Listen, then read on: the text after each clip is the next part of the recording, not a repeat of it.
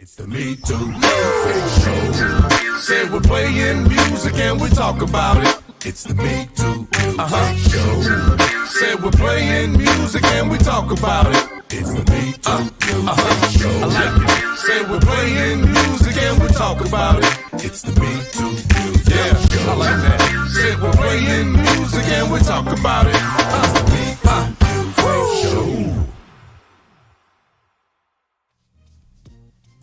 Yo. Man, I look extra light-skinned sitting next to you tonight. Let me see what's going on here. That's because that hat is in your face. It's causing a shadow. I need a hat. No, you just light-skinned. Armor bearer. That's my armor bearer. Go give me a... You just a little more vanilla than I am. Y'all, welcome to the MeTooMusic Show. I'm happy to be here tonight. I'm excited. I'm extremely excited to be here tonight. I have sitting next to me right now. I wanted to surprise y'all and do it just so I could bring them in, but let me see. I hadn't already shown them, so it's too late. I have sitting next to me, somebody who has had a major impact on me musically. The very first time in life I ever played in church publicly, he was there. Sure was. I was 12 years old. Yep. He was there. I was nervous as all get out. And he said so much good stuff to me that night, so many kind words. And it's been like that for the next 30 plus 6 years. Yeah. Do you remember the song you played? I remember the song. It was more than a fairy tale, more than a nursery rhyme by the Winans in the key of F. I was looking for a love in life. I remember it. Chosen was in the building. Go scoot close to your mic.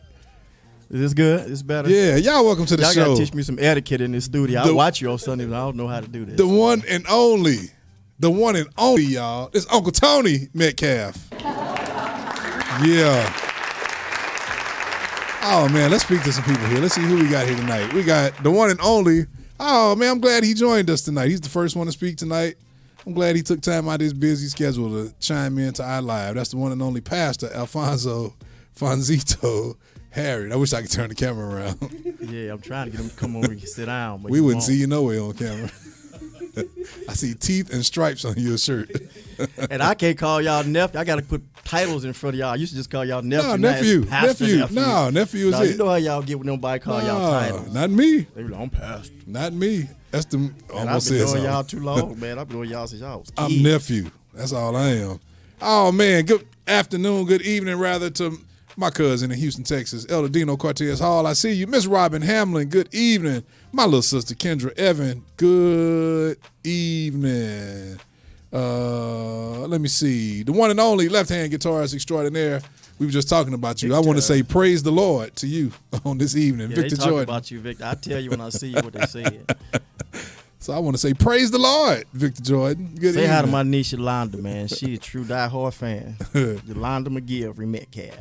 Man. My Auntie Angie, Miss Angela Ingram. Auntie Angie, good evening to you. Good evening and good evening. We got Miss Felicia Metcalfe. Oh, she came and joined us live on the show. It's nice that she stopped by and took time out of her busy schedule to our left and chimed in on the show. I'm glad she can make it. That is the beautiful wife of, that's Aunt Felicia, the beautiful wife of Uncle Tony, y'all, in the building here this evening. Give her a hand as well. Lady Deborah Mingo, good evening to you. Who else we got? Scooter Lamont. What up, Scoot? Scooter. Sylvester Washington II. What up, Seal? Good evening. That's my little brother. Michelle Denise, my big sister. Good evening. Miss Maxine Gibson. Good evening. Miss Latrina Jackson. Good evening. Ronald Height. Good evening. Miss Wanda Haynes. That's my sister, my real sister. I see a little light skin thing happening right there. Good evening. Miss Patricia Brown.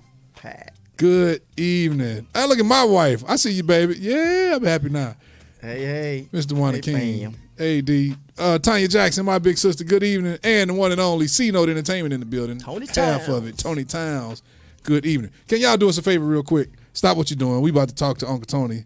And we're going to talk to him this evening. Gonna share some great stuff with you, some great music, some great conversation, some great insight, everything. Got some special guests dropping in this evening. True, Tranisha Combs. Good evening, True. Miss Yolanda McGilvery. Did I say that right? McGilvery. That's my niece, man. She been rolling with me since I started music. That's my number one alto, man. Straight up. Every project I've ever done, that's been my go-to alto. Is she on the video? She's on the video. Okay. Miss Yolanda, what did you say? McGilvery. Good evening. Dr. Ronald Haynes, good evening and good evening. All right, y'all, please do us a favor. Share the show. Let the world know we're here tonight talking to Uncle Tony, the one and only Tony Metcalfe. Fonzo said, tell Uncle Ron I say what's up. Delisha Marie, that's my cuz. Good evening. Y'all, please share the show. Please. If you're over on the Facebook side, just click the share button. Let everybody know we're here, especially all you family members of Uncle Tony. Let the world know we are here. Thank you, Auntie Angie, for sharing the show. I see you shared. Thank you. If you're over there on the YouTube side, click the thumbs up. And the scooter still on her. Let him know I'm jealous because his pants size smaller than mine's now. Oh, I'm hating so bad right now. That joke talking about he wearing a 32. I'm like, man, please. I ain't seen that since high school. 32? Man. Wow. You inspiring people, man. Keep it up. Man. All right, we're gonna play some music real quick. I'm about to take y'all back. Play one of my cuts. I just played it 2 Sundays ago on Wake Up St. Louis. About to play it again while we wait on y'all to share and get some more people on in here. But thank y'all for joining us. We see y'all. Y'all are here. YouTube and Facebook. It's the MeTooMusic Show. Hey, we're playing music and we're talking about it right here on the MeTooMusic Show. This is my jam right here. I got it. For those of you who are facing your city of Jericho, You said you got what? that God is still tearing down walls. Oh, yeah, we're going to talk about that. This is Shout, y'all. This is Shout right here by Uncle Tony. Tony Metcalfe. Right here on the MeTooMusic Show. Put your hands together. Read a story about a man named Joshua. Had a battle to be fought. Had a war to be won. Hold your peace, said the Lord at my command, and your battle will be won. With a mighty outstretched hand, he said, shout. Lift your voice and say, my God has made a way. Out of no way. Stand up and shout. If God is standing with you, Yeah. then no one can be against you. Said if God is standing with me, then no one can be against me. With the Lord on our side, we win. That's right.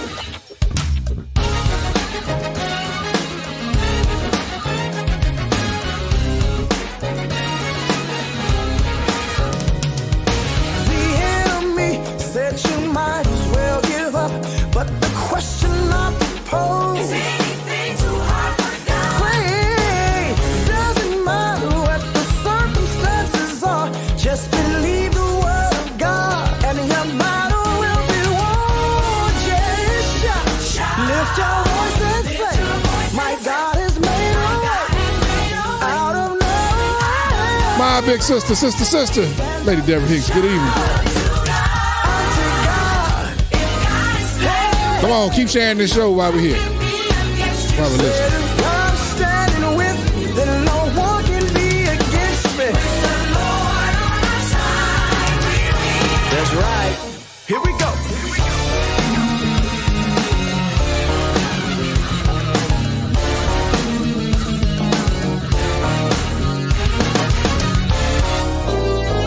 I like that. Now if you believe it, I want you to say this. I got it. Say I got it. I got it. Victory. Say I got it. I got it. Say I got it. Victory. Healing. Thank you for sharing, Tanya. Said I got peace. Love. Said I got Corn Robinson Jr., good evening, brother. yeah. Yeah. hot dog. Now if you believe it, stand up and shout. Lift your voice Pouring and that say, bread. God body corn and smell bread. right. I don't know. Miss B. Lynn Nelson, good evening. Letitia Green, my cousin, I see you.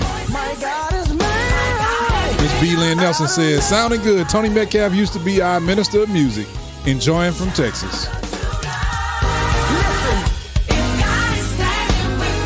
Is that my first cousin John or is that my Uncle John? That's John on the bass. That's my Uncle John? That's him on the bass, y'all listening to. Oh, he played on this? That's him on the bass. I would love to get him on one of my songs one day. You ain't ready. You told me you weren't ready. Pastor Charles Cooper, Kansas City, good evening. Hey, look at my Uncle John.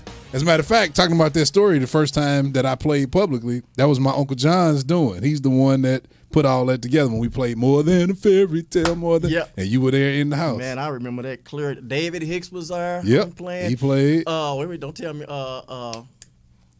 Who was that? It was a guy. He plays a percussionist. It's all with a T. Terrion. Terrion Gully. I'm missing somebody on the bass. My brother Carlos.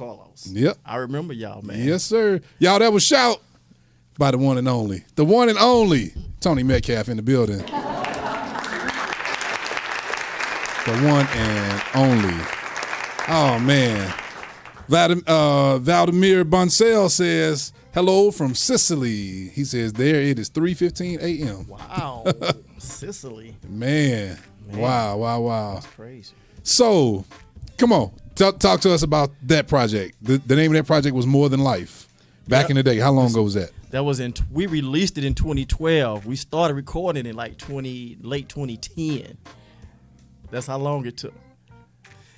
And it sounds fresh. It sounds like it came out last week. If that's what you say, I'll take it. So you were I had to stop you from telling me a funny story about that song, Shout. Yeah, well, it's an interesting story. So on that particular song, that was the last song on the project. We were short a song. Vance was like, my nephew Vance, shout out to him. He did the Vance what? My nephew Vance, he made me do the project. He said, Unc, you need to do some songs, man. You're doing all this music. And he like, just do one song, He set me up. Just do one song, man. So I did, I forgot what the first song was. Oh, the song that we're going to feature tonight, I did another version of it, Can't Live. So it was cool. I'm like, okay, I like it. He said, well, man, do another one. Before you know it, I'm in the studio every day, man, 10, 12-hour sessions. So we got done with everything. It was like, I think we had 7 songs done. He like, man, you need one more song. And I had some songs. I'm like, man, I need something like boom, boom, boom. So Shout was like a fill-in. I kid you not. Shout was not written. It wasn't a concept during the project. He said, man, we need something like really popping. And I can't even tell you when or where I wrote that song. But I remember him saying, we need a fill-in song. And Shout was the fill-in song. That sounds about right. Generally, it's the song. I've always found the last song that we do usually ends up being the really hot song. That's crazy. On the project. Oh, man. So we did the song, and I'm like, man, I want some horns on this song really bad. I just hear horns. So I called Andre Forbes in Florida, who produced it. I said, man, when you write the song, I said, write it thinking horn lines. So that's why he put all those breaks in there, because that intro sound like the Johnny Carson show. So he gave me that, and I'm like, nah, I need a horn player. So that's when we had CDs, right? Right. I went in my CD collection, and I started looking at CDs that had horn players, and I found one of Kirk Franklin's projects. And I'm like, this got some slamming horns. Looked at the credits. It said Philip Lassiter. Phil Lassiter. And I'm like, man, this The dude legend. is dope. So I did all the research I could to catch this guy. So I got in touch with him, and I'm like, man, blah, blah, blah, blah. He said, send it to me. He was like, and I was shocked what he said. He like, man, that's dope. He said, I hear some horns on that. I said, well, man, make it happen. So he made it happen. And how long from the time you sent it to the time you got it back? About how long did that take? It didn't take more than 2 weeks. Wow.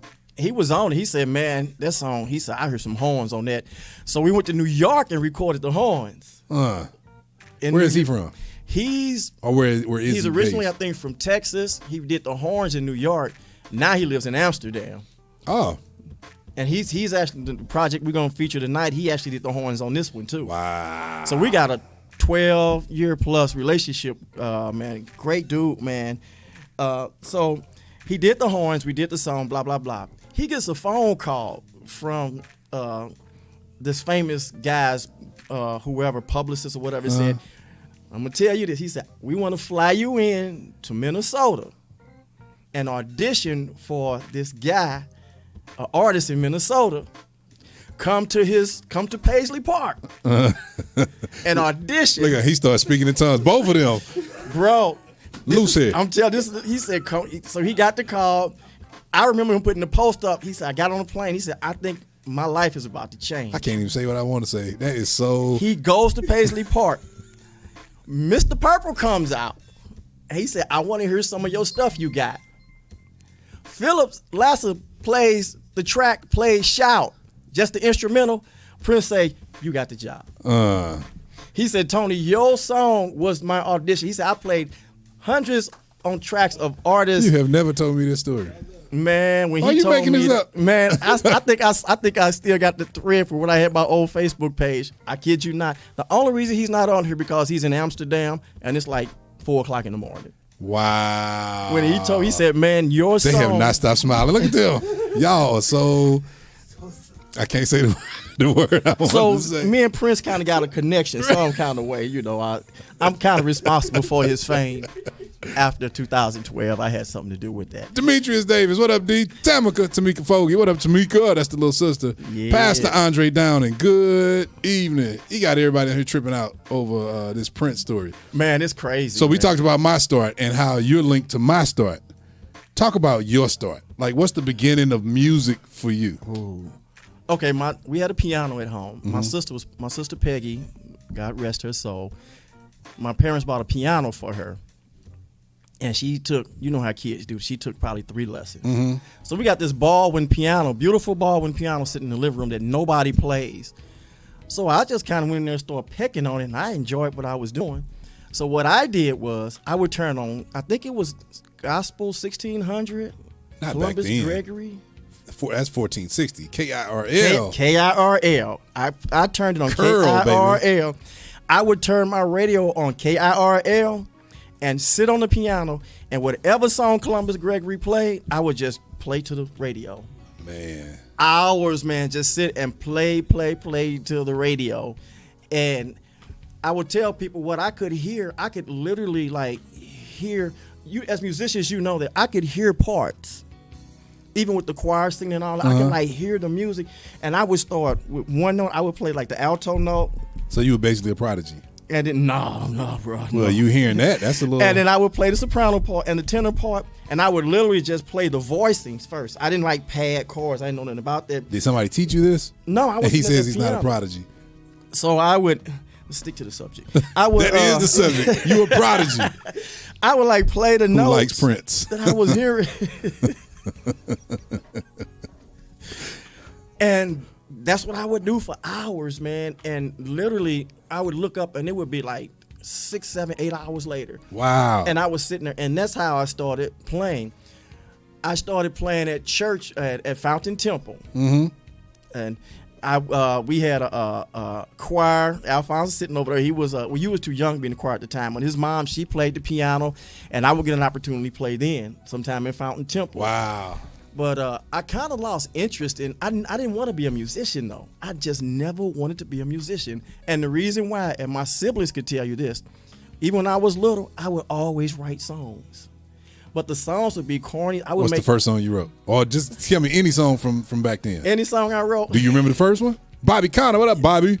Okay, so the first song I wrote, and my sister. Let me cut the music. My sister, I don't do this no more because it was teasing her, but so my sister used to whine all the time that don't nobody like her, right?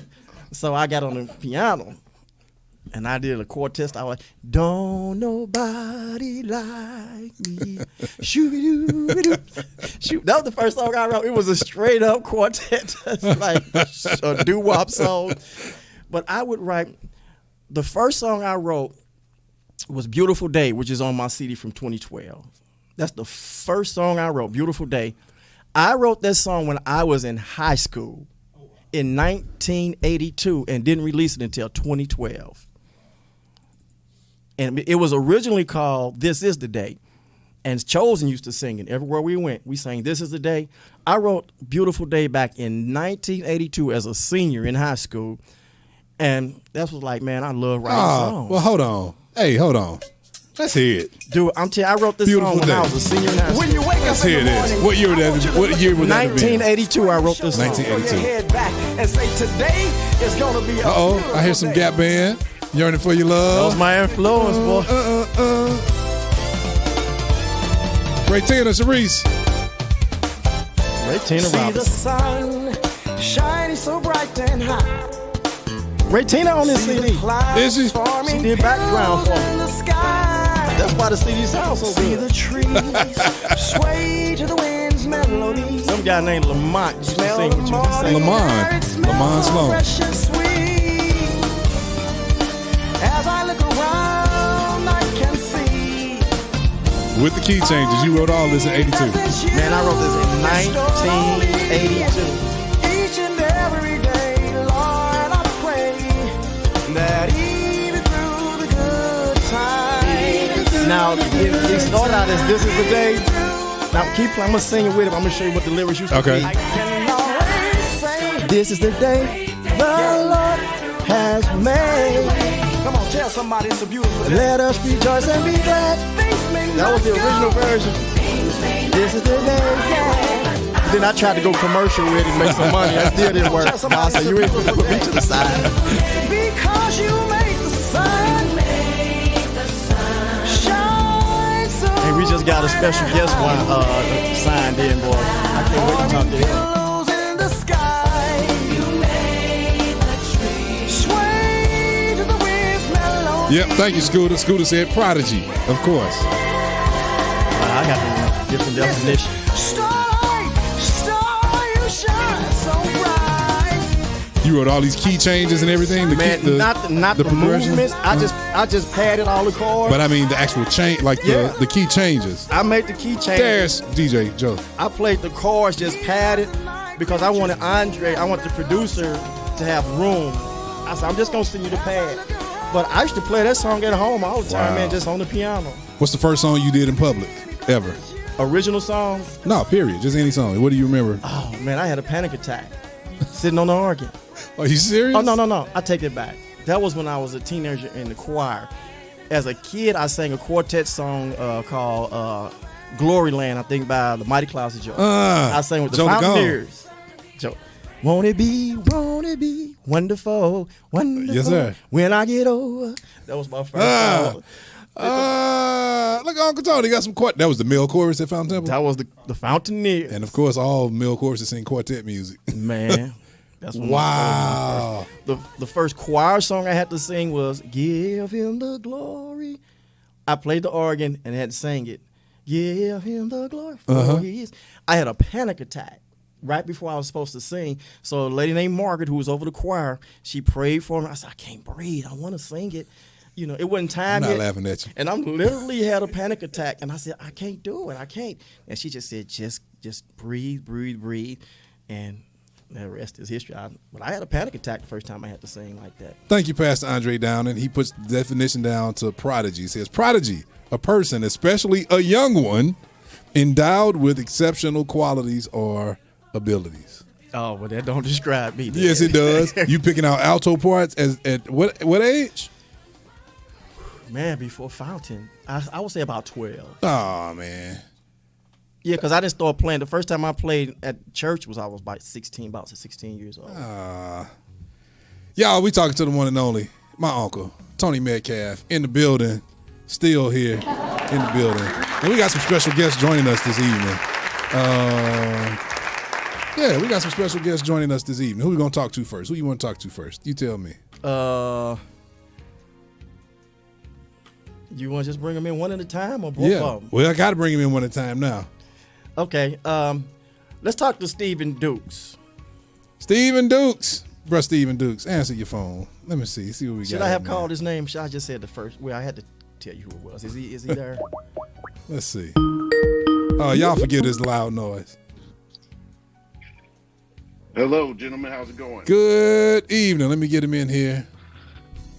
Let's see. Where is he? Let me add him. Y'all bear with us. The Duke. Ghetto Radio here. Let me see. Where did he go?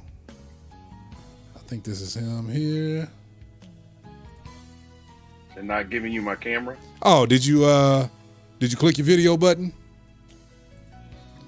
There it is. I just saw it and it went away. There we go. There we go. Evening, gentlemen. Good evening. There he is, Mr. Guitar himself. There he is, the one and only, y'all. Mr. Stephen Dukes joining us on this evening. So, we're in the St. Louis metropolitan area, the Gateway area.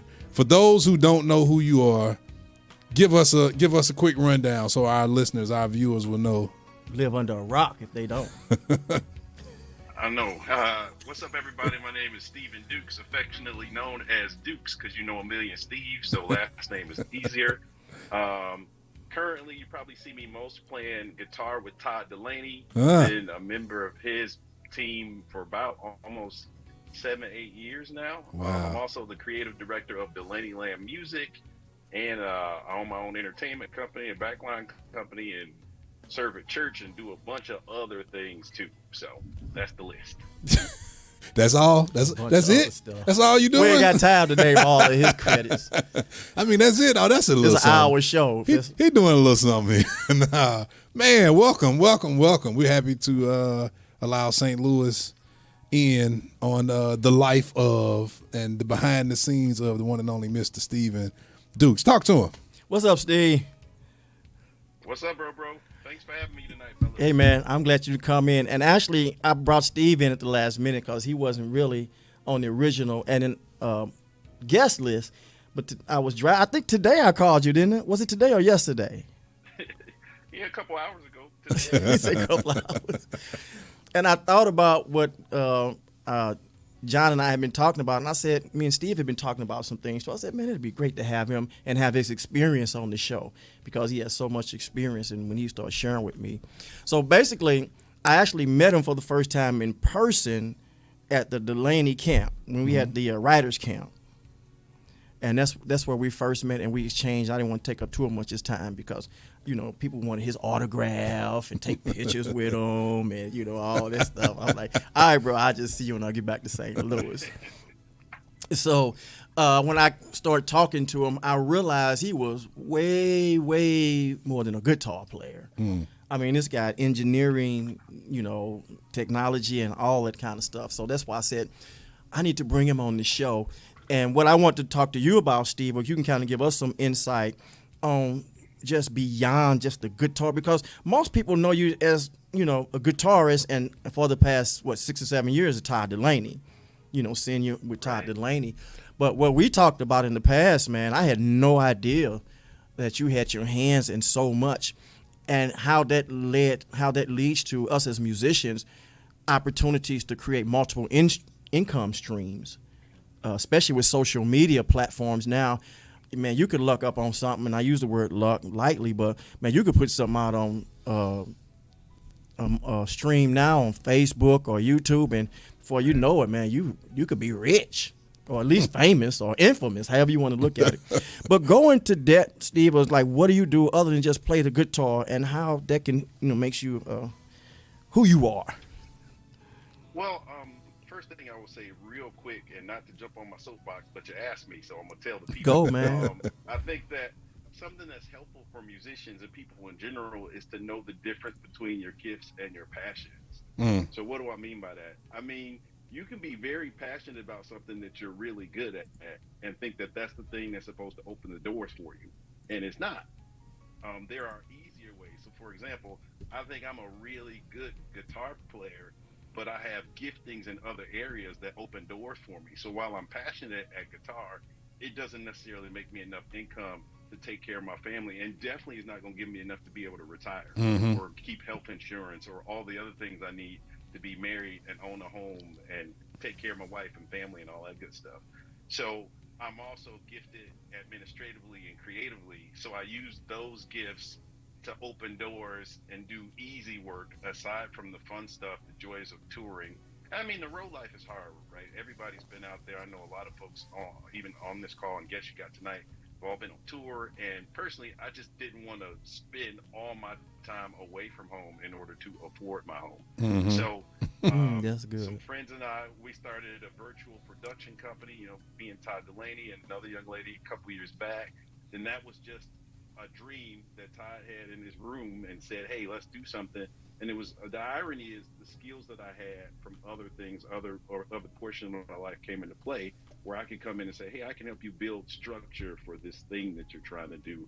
I know that he knew my background. Besides this, I worked for Apple for forever, and I've done a lot of things in leadership on the corporate side too. And so he knew that I had the capacity to be able to organize and administrate, and brought me in, and that was an easy fit. And even Tony, I know you and I were talking before the call. Even as far as church is concerned, I realized a couple of years back that it's pretty easy to find a guitar player on a Sunday morning, but it's hard to find somebody to run front of house or mix the screen. Yeah, I'm telling Or you. the job I do now, I'm actually a service producer, so I'm in charge of helping my church produce content that the world will be able to see that's in excellence.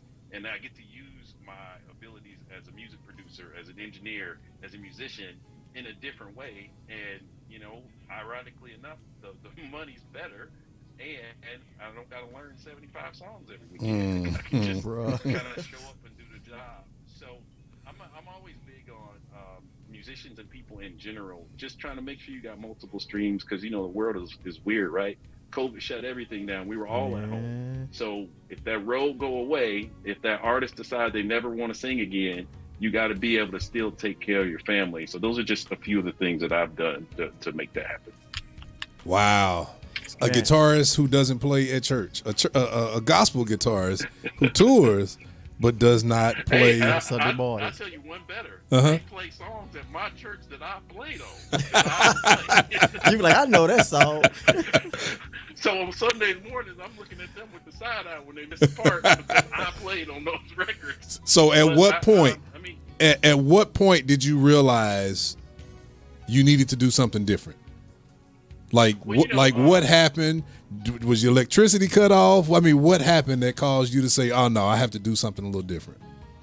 Or in addition, I think what happened to me is this: it dawned on me that when we play concerts, there's three people at the concert. There's the people in the audience who paid to come see the show. There's the people on the stage who get paid to play. And then there's the person who owns the whole thing, who's getting paid from everybody being there. And when I made the realization, I'm like, this person at the top usually doesn't have any talent. They don't have any creativity. All they have to offer is money. And I'm like, wait a minute, this is backwards. Somebody writing me a check to play when they don't have anything to offer me but a check and a venue. I can do that. And as soon as I started to connect the dots, I was like, yeah, I can't sit in the musician seat alone. And there's nothing wrong with that. I just think that we need to be more aware of our surroundings, so to speak, and to be able to tell that, like, hey, you're more than just the instrument you play. You have more to offer, and man, produce a show, be an executive producer, produce your own content. And to Tony's point, I mean, the internet, it's the wild, wild west now. You can make, there's no gatekeepers. You can create content and have 100,000 people looking at something you got to say tomorrow. So do that, because it can provide. Because, man, I felt sorry for musicians during the pandemic, man. If that was their only source of income. The other part I felt was, okay, this is probably a really good awakening for them to say, you know what, I have to make sure I'm not in this position anymore. And because a lot of guys, man, they suffered because playing on Sundays was their only source of income. Right. And churches just couldn't sustain them during that pandemic. And they were, scratching and surviving. I've always been bivocational, is that the word? I've always played, but I always had a job that had 401k. I thought you were telling us something else. Okay. Maybe that's not the right word. No, I'm a he. Okay, like we're gonna this. talk about that. I'm looking over at Aunt Felicia like, huh? Wait, what? What is going Vocation. Anyway, I've always had a job and a music position. And that's because Go ahead. No, go ahead. No, sorry, Tony, to interrupt. I was going to say, if I could tell the young guys and girls who are coming up playing anything, the one thing you can afford to do is be tired. So work a job, wait tables, do something else, and play. Because you can afford it. You have the time to do it. I don't know why we got this we should be broke while we're trying to figure it out Craziness. mentality. because we don't have to. Why not drive a nicer car, live in a better place, and just be tired? Do all of it. Yeah, I just wanted to throw that in there, Tony. Sorry. Yeah, That's a no, great you're good point. because playing for the church, that was just a supplementary income for me. I mean, my 9 to 5 was what got me insurance when I got sick and need to go to the hospital when my kids needed dental work. That was my 9 to 5, and I was a little envious when guys could say, you know, they stayed up all night and slept till 1 or 2 o'clock in the afternoon. Where, especially with Chosen, your Uncle John, he had us rehearse at 2 or 3 o'clock in the morning. I'm like, bro, I got to be at work at 6. He like, well, you got to get this song right. And I would go to work dragging in there, but I just had that comfort knowing that if any moment the church, if I needed to stop playing, or if any moment somebody in my family, one of my family members got sick, I had insurance. Exactly. I had, you know, money to put aside to go on vacation, all of those things. So I never really wanted to rely on the church for sole income, especially, you know, the circuit we grew up in. They couldn't really afford to pay you much anyway. Yeah, exactly. So I was just there. And I've never been a hireling. I always really just liked doing what I did anyway. Because, bro, I think the first 7 years I played, I didn't get a dime. My first check I got after I played was $75 a week. 75. That was like McDonald's and the gas money, bro. But I loved so much what I was doing. But I had a job that paid my bills, paid my car note, paid my house note. So I just never felt, well, I'm retired now, so whatever I do now is for fun. But I had to work and play and work all those years so I can sit here now and say, hey, I'm retired. I ain't got to work no more. Christopher J. Watkins, what up, man? Good evening. Monty Diane, Mr. Lady Watkins. Patricia Hall Singleton, good evening. Mr. Stephen Dukes, y'all, we got him in the house, the one and only, guitarist for Todd Delaney. Tell us something before you get up out of here on us. Tell us something that you want us to know. Give us any last piece of information. You told us what you want the young kids to know. You can afford to be tired. That's great. Somebody quoted you earlier. Pastor Andre Downing quoted you, says passion doesn't necessarily equal a payday. And he says good note. Wow, that's good. So tell us, give us another jewel, give us another nugget, something else that you want us to know. I guess the other thing that I will leave you guys with is that no one gets to pick the seat that you sit in. You pick your own chair. So you can be an employee or you can be an owner, but you get to decide. Nobody puts you in the seat. And I think that musicians specifically, we work for artists when we should be the artist, or where we should be trying to create a space for ourselves. Absolutely. We're the person getting booked for the gigs, or because again, if that artist decides that they don't want to tour anymore, or they decide that, you know, God is calling them on to something else, you know, that might have been, especially for a lot of guys who were moving around a lot. I mean, you can't keep a solid church if you're on the road, and then the road go away and you don't have a church because you were gone. We just got to make sure that we're creating our own. Make sure you got an LLC. Make sure you got insurance. Make sure you're not taking money to yourself direct. Make them pay your company, then pay yourself. Like all the little small ancillary things that can keep you out of trouble with the IRS and all these other small pieces where people fail. Do your research and put just as much effort into learning about the business as you do into your actual particular gift. And that'll make sure that if you decide to do something else, you can. I mean, what I love about Tony is he moves how he wants to. Nobody's making choices for him. If he want to do an album, he'll do an album. If he don't, he don't. And that's because he worked hard to create a space and put some money in the bank and get himself in a situation where he can move how he wants to. And there's nothing worse than being beholden to somebody else for a check. That's trash. That's what I got. Hey, man, the best opportunities I've ever had were the ones I created for myself. Yes, sir. Those have been the best opportunities. Was the ones I created. One of the greatest pieces of advice my father ever gave me. I was 19, and he told me and my brother Carlos, who you talked about earlier, when my brother Carlos was leaving here, going to New York to go tour, to go play, my father told him, he said, man, go on and go. He said, but I just wish you all to work hard enough where instead of chasing an artist to hire you, I want you all to work hard enough to become that artist that you hire everybody else. He said, so you can really control your income and all of that. And I remember he told us that day, he said, don't go running to the radio station begging them to play your music.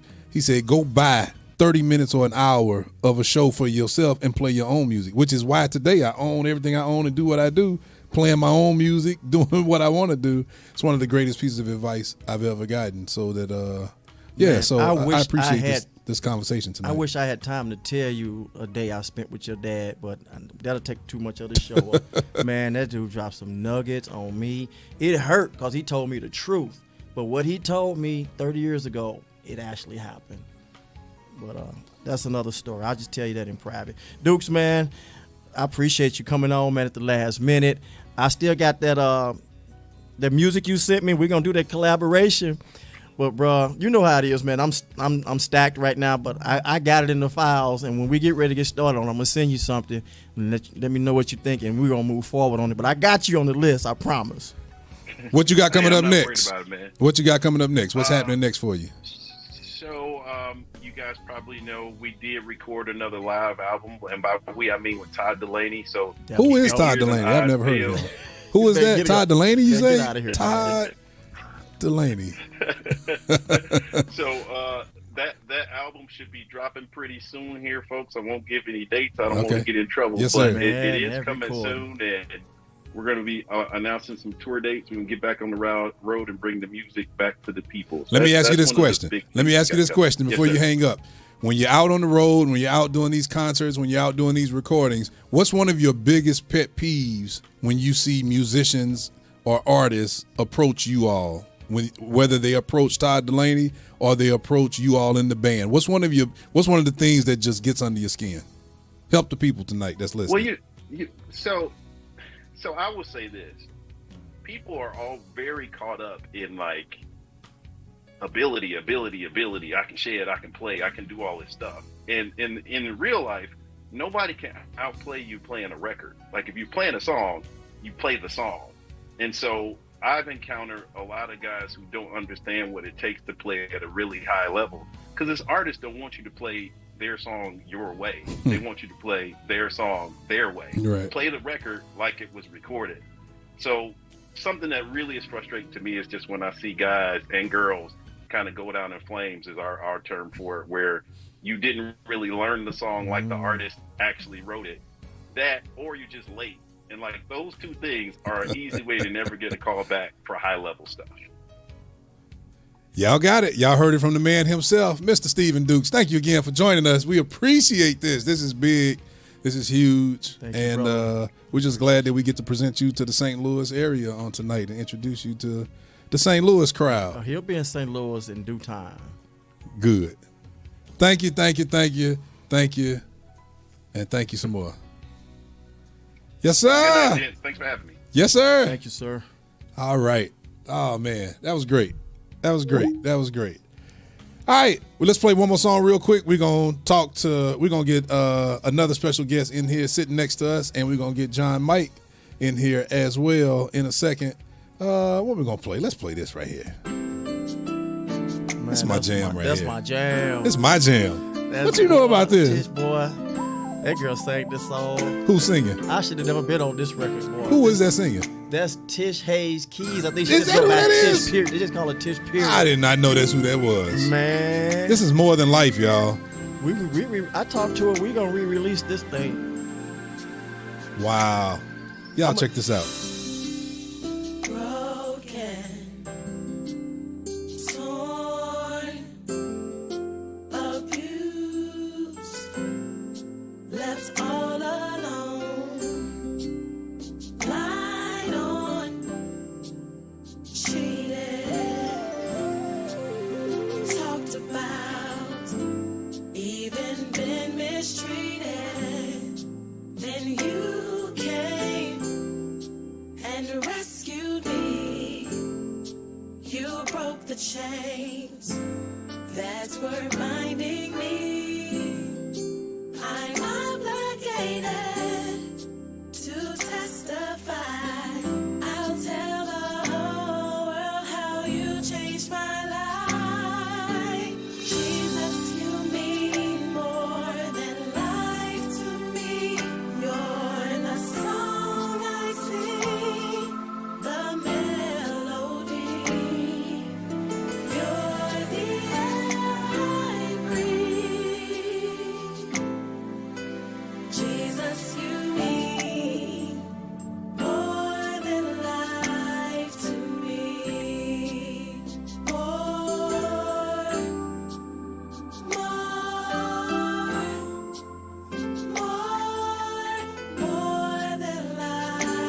Don Rice. What up, Donnie? Christian Berry, good evening. See tonight, Donald. He said he in your seat, Donald. Here's Tish, I'm y'all. applying for your position too. Oh, I said that's Tish. That's Uncle Tony. I'm sorry. You left all alone.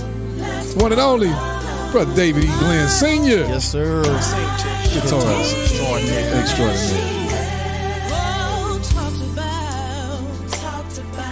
Been mistreated. Then you came. Lord, you came and you rescued me. You broke the chain That were binding me. I'm obligated. I'll stand up and testify. I'll let 'em know. Yeah. You changed my life. Jesus, you mean more than life to me. You're the song I sing. You're the melody. You.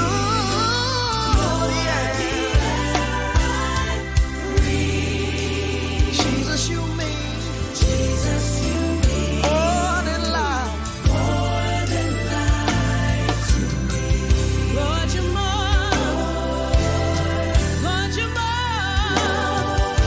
Lord, you're more than life. Uncle Wig, Anthony Wiggins, Reverend Elder Minister Anthony Wiggins. Good evening. More. He says great info tonight.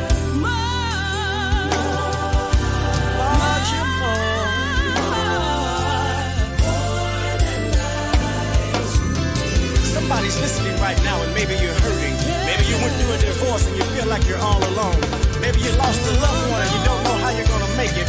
But I want you to know that God has not forgotten about you because he's able to do exceedingly, abundantly, and above all you could ask or think according to the power that worketh in you. Now, if you believe it, I want you to lift your voice and sing, Jesus.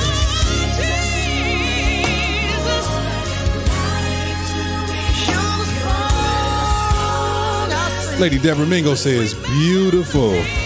Thank you, sister. Lady Angela Ingram says thank you, Jesus.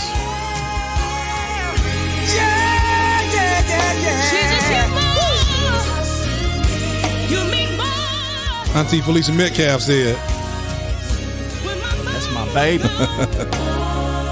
You stand Sing, by Tish. my side. You never left me. You didn't have to do it, but you did. And when my day was gone, I depended on you, Jesus. You watched over me all night long. You promised to never leave me. You're my source and strength. I depend on you. I trust in you, Jesus. Yeah, yeah. Lord, you're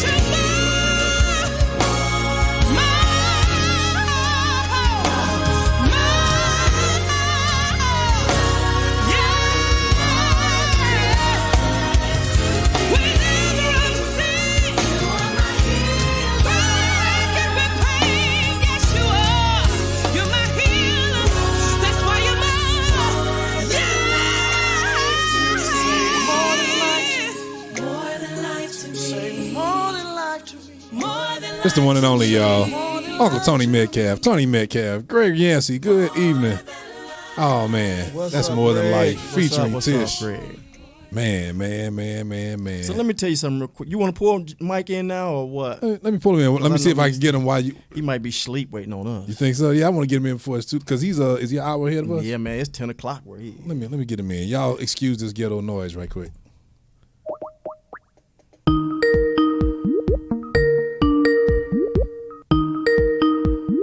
Oh, he thought we had forgot him. He thought we forgot him? Come on, John Mike. Where are Come you? on, John. Come on, John. Y'all like our background music? Y'all gotta forgive us. We're trying to get them in this evening. All right, well, tell them to call us. Tell them to call us. Man, that was more than life, y'all. That is, while we're waiting on him, go on and tell us, give us a story behind that. Man, that song came at a so I the music I'm doing now, it comes from a different space back then. So those songs really had a lot of meaning to them. But when I got the song, I heard Tish sing Summer. I can't remember where. And I'm like, man, I sure hear this girl singing this song because I didn't know who was going to sing it. And when I asked her to do it, she was happy to do it. But she had just lost her father. And she came to the studio during that time. And I'm like, okay, maybe this is like divine connection here. So when she was singing the song, she was tears and it hurt. She was like, I don't even think she had buried him yet. But she came in anyway and did the song. So when she said, when my father, because she was just winging it. And then when she said, when my father was gone, I had to depend on you, me and Vance just like lost it, man, in the studio. So that song really, it's a lot of passion in that song. And I'm like, y'all just roll it. Just go with it. Just go with it. That girl came in and sang that song in one take, man. Wow. That is one take. Wow. Because she was just so passionate about what she was dealing with. And I'm like, I was just blown away, man. That song gets me every time. Lady Patricia Hall Singleton said, more than life to me, glory to God. Lady Brenda Vickers, good evening. Y'all, we waiting on John Mike. Look at my mother in love right there. Lady Levita Williams, good evening, mama. Look at my boy right here. Tate, I see you, boy. There you go. Look at Tate. Look at my boy. Get your mic, man. What up, Tate? Get your mic. Y'all welcome to the show. My boy, my little brother, the one and only, Sean. So he coming back in now. Look for him. He's coming back in? Yeah, he said he thought we forgot him. We kicked him to the curb. Man, you the special guest, man. Man. You know we on CPT, man. Quit acting like you don't know that. Here he is. Wait a minute, stay there, Tate. Where are you? There he is. My man. There he is. Hold on, let me get him in here. Let me get you on in here. Let me get you in. Hold on. Got the one and only John Mike in the building, y'all. Come on in. There he is. Yo, can What's y'all up, hear me? man? We hear you loud and clear. Can you hear us? Yes, sir. Look at him showing off with his LED lights and stuff behind him. Oh man, no, Yeah, he set that up like that. He Yeah. no. Y'all welcome to the show. The one and only John Mike. He can't hear our sound effects. What's good, everybody? But we're What's applauding. good, man. I'm just coming in. Sorry, I'm late. I was getting my son from work and kind of had to catch up with all of that. But I'm here, John, you got a son that old? man. My son is 17. My oldest is 17. Wow, that's crazy. You don't look that old. For the St. Louis area, we're glad that we're able to not introduce you, but allow the St. Louis area to kind of come in and talk to you tonight, hear you speak to us on this evening. For those who don't know you here, give us a condensed version, because we know it's a whole lot Just give us a little bit. of who John Mike is. Man, I'm a piano teacher from Jackson, Tennessee. That's it. Boy, The end. don't let That's me the- tell him who you are. Come on, man, give us a little more. Seriously, that's where I got my start at. Piano teacher from Jackson, Tennessee. Born and bred out there. Now I reside in Charlotte, North Carolina. Producer, mix engineer, father, husband, all of those things like that. I run a couple of online platforms that where we do tracks and stuff for, churches don't have musicians. If you guys are familiar with gospel multi-tracks or loop gospel, as they're called now, I ran that platform for about 8 years, serving the church through those means. And now I have pushed into a new venture called gospelproducers.com, where we develop software, plugins, VSTs, and we also do master classes on mixing, mastering, production, producing. When we talk to some of the greatest people in the industry, including gentlemen like yourselves, and we look to share those things and try to teach people how to do what we do. So, of course, one of the latest things that's come out that everybody knows you for, well, a lot of people probably don't know you're behind it, but talk about one of the latest sound plug-in, VST, sound set, samples that's come out recently that when they hear that you're behind it, they'll be like, That's who did it. aha, Aha. Right. Aha. Aha. No, we recently created a software. We teamed up with Doobie Powell. Yes, if you don't know sir. who Doobie Powell is, or the Doobie. entire Powell family, you know, Doobie. Kevin Powell and Kevin Ivan Powell. and all of those people like that, the legendary family of the Powells. We teamed up with Doobie, and we created a plugin called Peculiar Sounds. And we have been, it's been one of our best products that we've created over the course of, you know, Gospel Producers' our best software. We have other softwares. We have Pro Drums. We have Loop Elements. You've heard that on countless records and different things like that. A lot of producers are using Loop Elements on their stuff. But Pro Drums and our recent addition is Peculiar Sounds by Doobie Powell. And it's been doing really, really good. We're excited about, you know, what this is, you know, how the community is responding to it. Just blew us away. We didn't think people would catch on like that, but I guess, you know, Doobie being as iconic as he Doobie, is, man. Everybody latched on. Shout out to Doobie. Doobie, much love, man. Much sir. respect. He knows how I feel about him. Much love to Doobie. Oh man, Kevin Yes, sir. too. The whole Powell family. Man. So come on, talk to John Man, I don't Mike know where to tonight. start with this dude, man. Oh man. Man, I've been following John before John know. When I was doing, it used to be Loop Community, wasn't it? Yeah. No, it used to be Gospel Multitracks. Okay, So it that's used what. to Okay, yeah, right. It was called Gospel Multitracks, and then we got acquired by Loop Community. Okay, And then it turned into Loop Gospel. And then I stayed, once we did that acquisition, which was somewhere around 2018, I stayed on to run the brand for an additional about 4 to 5 years. I stayed on and continued to run the brand and facilitate that. And then I just recently, as of last year, finally made my transition into, you know, being the full-time CEO of Gospel Producers. So that's kind of the track, so to speak. man, I'm just glad to have you on the show, bro. Yes, sir. So Man. I was downloading your tracks, man, when it was just me on the keyboards, and I ain't have no drummer, no nothing, and I was just, man. So, brother, you blessed my life. They thought I was over there jamming. They like, boy, y'all sound like a whole band over here. I'm like, it is a whole band over here. That was the premise. But that business was started, you know, they say necessity is the mother of invention. And that was birthed out of pretty much the same situation that you were dealing with. I was playing for a church and it was just me, solo bolo. You know what I mean? And so I started creating tracks to fill up the spaces, you know what I mean, that we weren't having, because I didn't have a drummer. My drummer went off to college, so I didn't have drums, I didn't have bass, we didn't have any of that. It was just me.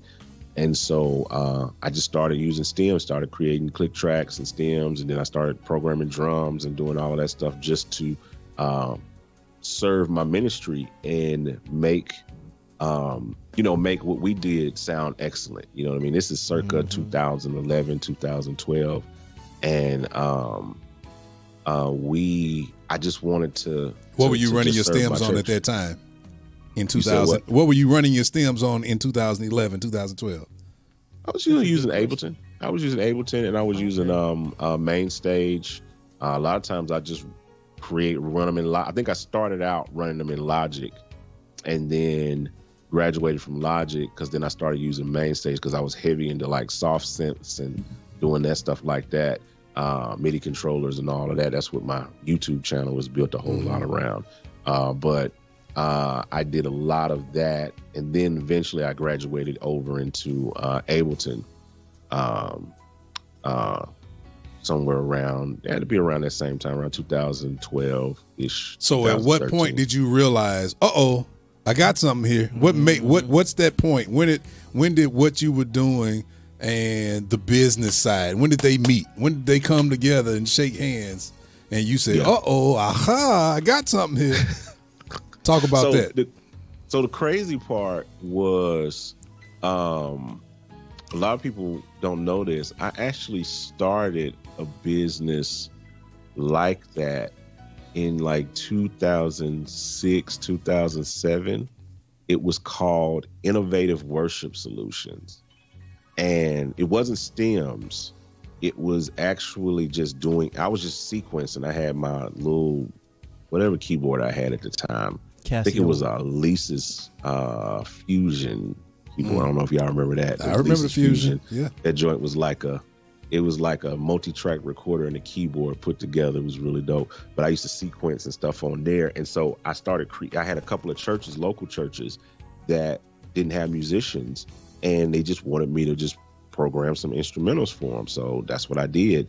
And so I ended up turning that into like a business. I didn't really stick with it long, maybe about a year or so, because it got too overwhelming because I was still running my teaching business. I was teaching piano. I did that for 15 years. So it got overwhelming trying to like serve all of these churches. Mike, you're not that old, man. What is going on? I know, man. I just turned 40, man. I just turned 40. Yeah, you're officially old. You old. Man, that Yeah, I'm in deacon territory now. I was 40 a long time ago. Deacon John Mike, you're right. Yeah, I'm in deacon. You know, all of the deacons was 40 years in plus 40 in our church back home. So it's like I'm in deacon territory now. So, 40. I started. I've always just done business. Business is just what I've done. I've worked a handful. I've been a security guard. I worked at TJ Maxx.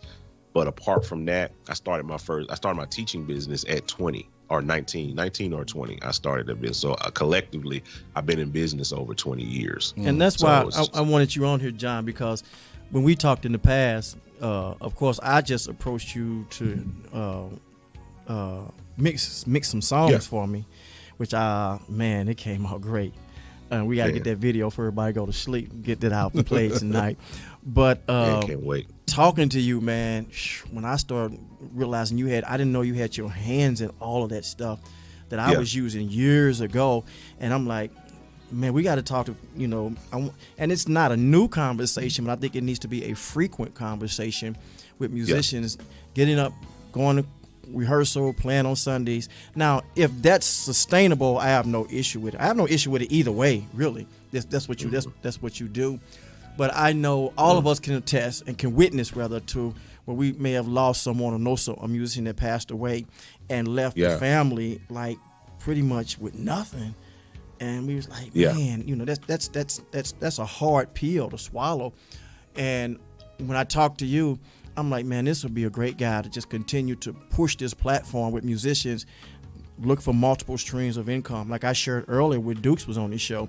Man, I always had a job that paid me a 401k, had insurance and all that. And then I had to get up, go to rehearsal, late night rehearsals, get up, go to work in the morning, play on Sundays, and go back to work. So I just needed that just playing and getting a check on Sundays. It just wasn't enough for me. It didn't provide security for my family. Exactly. So I'm like, okay, this dude here got so many streams of incomes going, and we don't have to go into all of that, but I just want you to just at least come in on this because I want to talk about this song too, man. But I want you to just kind of come in. Duke's covered a lot of ground, but I want you just kind of what you just did, and if anything else you want to add to and let these guys know, man, there are so many more opportunities. Because I know a lot of keyboard players now, man, technically they savvy, man, and it's like, man, you should be using some of that technology, man, that they can strip these keyboards down and reprogram them to their own sound. I'm like, man, you should figure out a way to use that and make some income or do something. There you go. Produce, your own stuff. And we about this, in this movement now, era where owning your own, and we got to touch on that too before we go. So we got a lot of stuff we got to touch on. So I'm gonna do this. I'm gonna let you just talk and tell us what. You just pour some nuggets on us, man, and then we're gonna let you go because it's late where you are. So that's why I appreciate you coming on. I'm always up for conversation. I don't know how you be sleeping, bro, because you would text me at 12 o'clock at night, then it'd be 4 o'clock in the morning. You see, I'm like, does this dude ever sleep? Then I'm talking to you at 3 o'clock in the afternoon. I'm like, this dude is like a vampire or something. No, I sleep. I get a good 8 hours every night. Oh, okay. Bare minimum. I try to. I'm gonna be off tonight. I'm gonna be off in the morning, but because I'm up at like 5 to 6 every morning. But usually I'm in the bed this is usually around my bedtime. I'm usually asleep by this point, and I catch up with everybody after that. But no, man, multiple streams. I'll try to see if I can cover all of these in one swoop. Because I want to talk about this song you mixed, bro. Yeah, definitely. With when it regards to like the streams of income, like that was for me personally, it was unintentional. I didn't set out to do that. It's something I learned along the way, but I was kind of pushed into it because of namely all of the children I got. I got 6 kids. So I got 3 girls, 3 boys. The oldest is 17 all the way down to my twins that are 12. So I got 6 kids in the 12 to 17 range. Ooh, and so that forced, and my wife, you know, she decided to stay at home because somebody was gonna have to stay at home with that many, because there was a point we had 6 kids under the age of 6. And so that forced me to up my game and start, you know, trying to find additional sources of income, because the church check just wasn't going to check. You know, they wasn't checking. The church check wasn't checking, and so I had to because I quickly realized that wasn't enough to sustain a family. And I can hit this point when it comes to like to speak to our church, you know, musician culture. You know, one thing that a lot of people look at is like from the standpoint of trying to play for church, they look at like, oh man, you know, I'm playing for such and such and I make $250 a Sunday, or I'm playing for so and so and I'm making $400 a Sunday, or let's just say the going rate, you know, when somebody really wants to start bragging is when they hit that 500 mark. Yeah, I'm at so and so, man, greater whoever, greater heights, greater whatever, and they paying me $500 a Sunday to do organ and keys or whatever. And so when I started, this is when the light bulb clicked for me, was when I started to actually add that up. $500 a Sunday, that's 4 Sundays in a month. That's $2,000 a month on average. And then you multiply that by 12, and that is roughly about $24,000 a year. And so when you add that up, that's less than, anytime you're making less than $30,000 a year in this economy, that's borderline poverty. Yes, sir. And so when I realized that was not enough money to not only sustain me, but sustain my family as well. 6 kids and a wife. You're single. Exactly. You said what now? 6 kids and a wife. 6 kids and a wife. On not counting insurance, a put month. money for insurance and savings aside. Yeah, there was none of that, you know, because that 500, they was, you know, my church was taking out taxes, they was taking out Social Security. I had somebody named FICA they had their hand in my I thought that was my baby mama's agent when I saw it on my check, bro.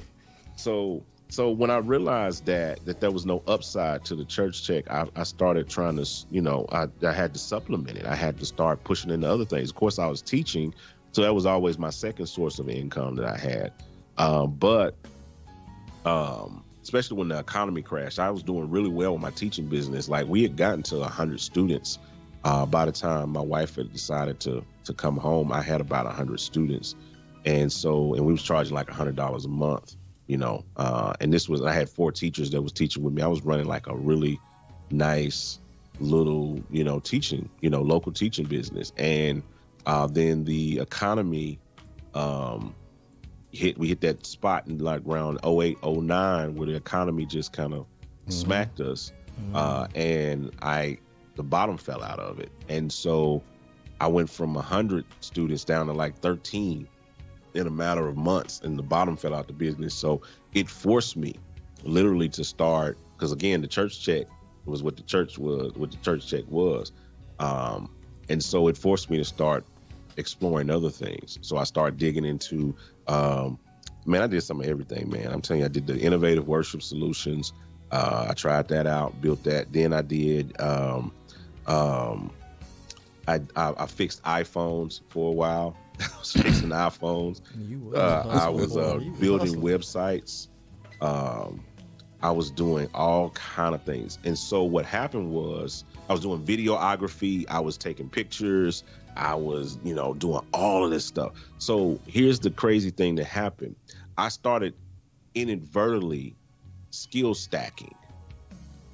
I wasn't intending to do that, But what I started doing was inadvertently skill stacking. I was stacking skills. I learned how to edit video. I learned how to record video. I learned what ISOs were. I learned with white balance and all of those things where I learned how to stream. I learned how to record, in different, all of those different formats. And for video, I learned how to build websites. Messing around with phones and stuff got me and started critiquing my whole technical mind. You know what I mean? Because I started seeing how things were put together and how engineering were, it just and messed with all kind of different things. I started developing around that same time. I started my YouTube channel. I started developing sound packs, and I started, building contact instruments. And so these were skills that I had stacked over the course of years, and they converged into the businesses that I run today. All of those things converged into the multiple sources that I kind of have right now, and it's helped me to, sustain myself. And I said that to say, as musicians, as creatives, we have the upper hand on a lot of these things because it's something about how our brain works that's different from the average bear, as Yogi would say. We're smarter than the average bear. And when you realize that you're the dude, I say this all the time, you're the dude that you was going on stage on Sunday morning to get ready to do. Y'all had practiced 3 songs on Sunday, and then they just on Saturday, and then they decided when you was walking on stage, we ain't singing them songs, we're gonna sing this, we're gonna sing this and that. And you adapted right there in that moment. Yep. And you flowed and you killed it. So if you got that type of power, you can do that, then you can learn video editing. You can learn about cameras. You can learn Final Cut. You can learn DaVinci Resolve. You can learn how to live stream with high quality and high def. You can do the things that Levi 2 King is doing. You could build your own show, your own podcast, your own YouTube channel, your own business. You can do any of these things, but it's the only thing that's stopping you is you in that moment. But the power in it is learning how to harness all of these skills that you already have, because you've learned them along the way. Like, I think Tony was saying earlier, being able to,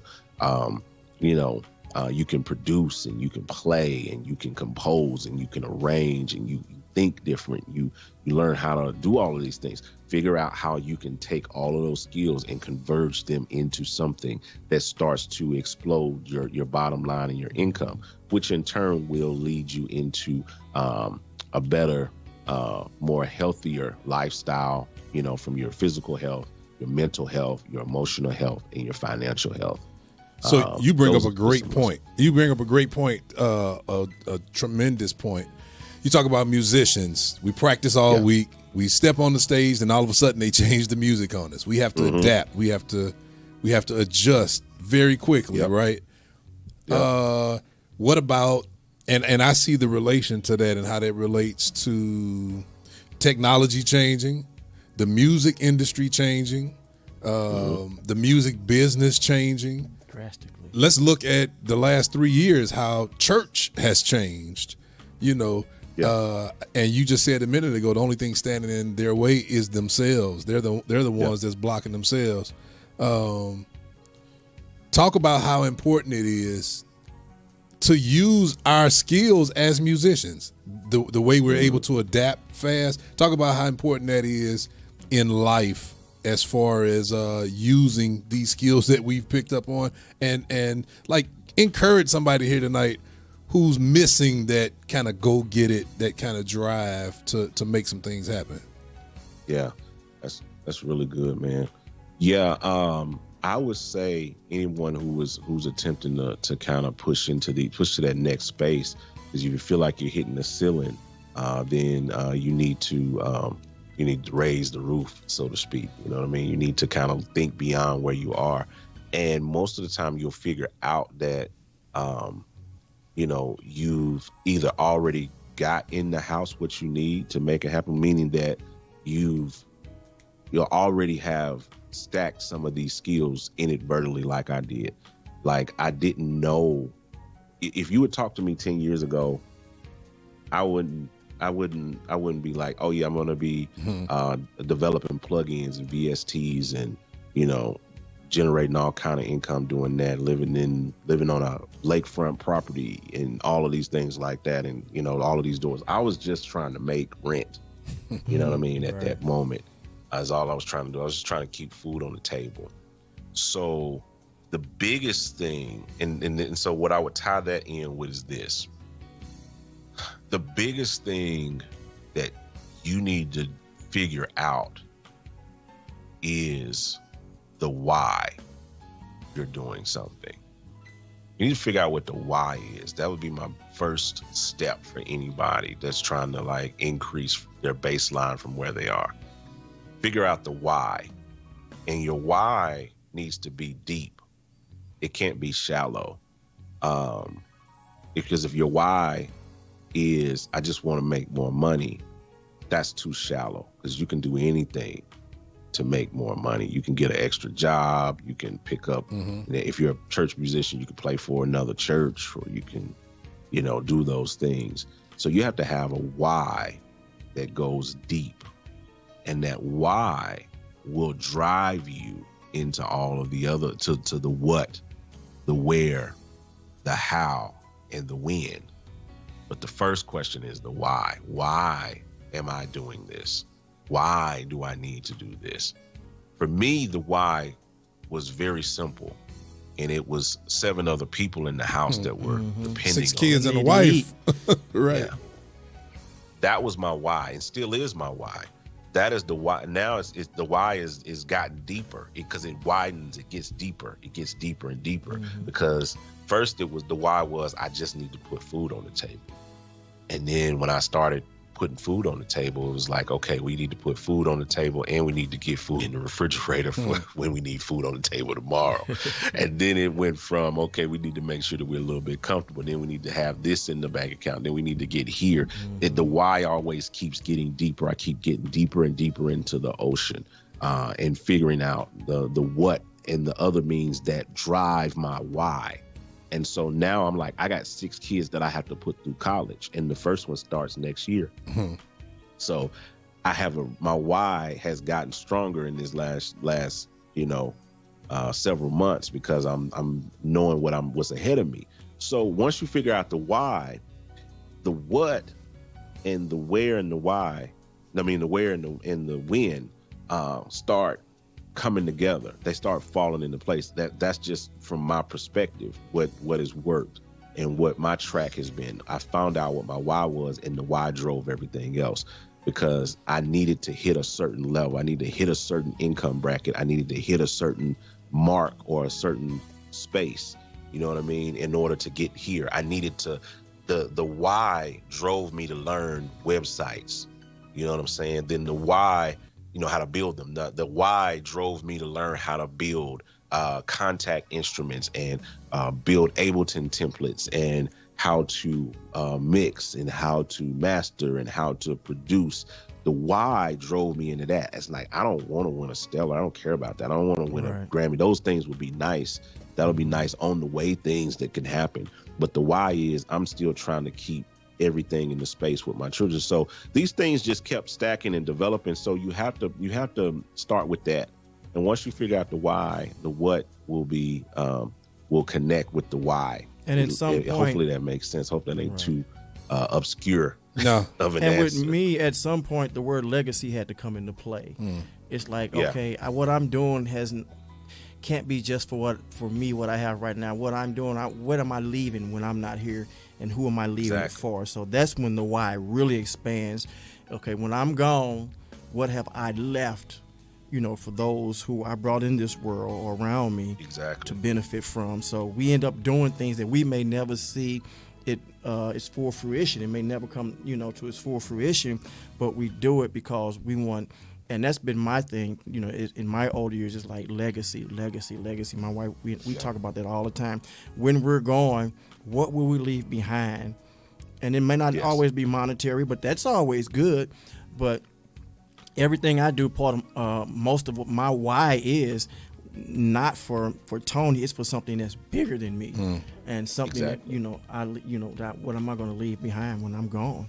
I want to say good evening, Jamal Black. I see you, man. And I want to get City. this video played, and Oh yeah. Well, the only reason I'm saying that, Oh, yeah. I'm saying it because I don't even know if John seen the video or heard it, because he mixed I it. haven't. And we went back and forth on some things, and man, I'm excited about it. And he got another project he mixing, and I want to kind of talk about that and get into the Midwest Kingdom sound, what we do, and. Because I got my boy Tate sitting here. Yeah, we got Tate yeah. sitting here. Timothy McGimpsey, good evening. Sleep. Jocelyn Grinston, good evening. Craig Townsino, good evening. My Michael man. Bradford, good evening. Dwayne Sticks Boy, good evening. Y'all, we got the one and only John Mike here. What were you going to ask him? Ask John? Yeah, I thought you were about to ask him something.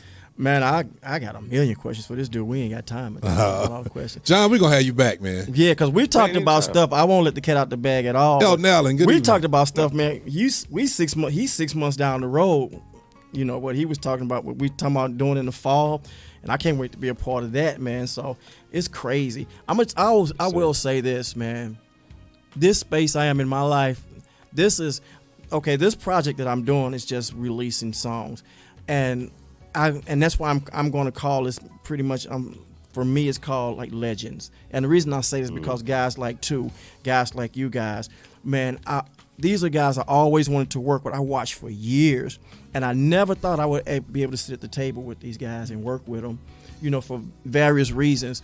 And I just appreciate how you guys embraced my music, and you don't treat me like, okay, that's just Tony from St. Louis. When I'm talking to you, man, and you're talking about how you're going to approach my stuff and spending time on it, man, you're making me feel like I'm the guy that just won 16 Grammys.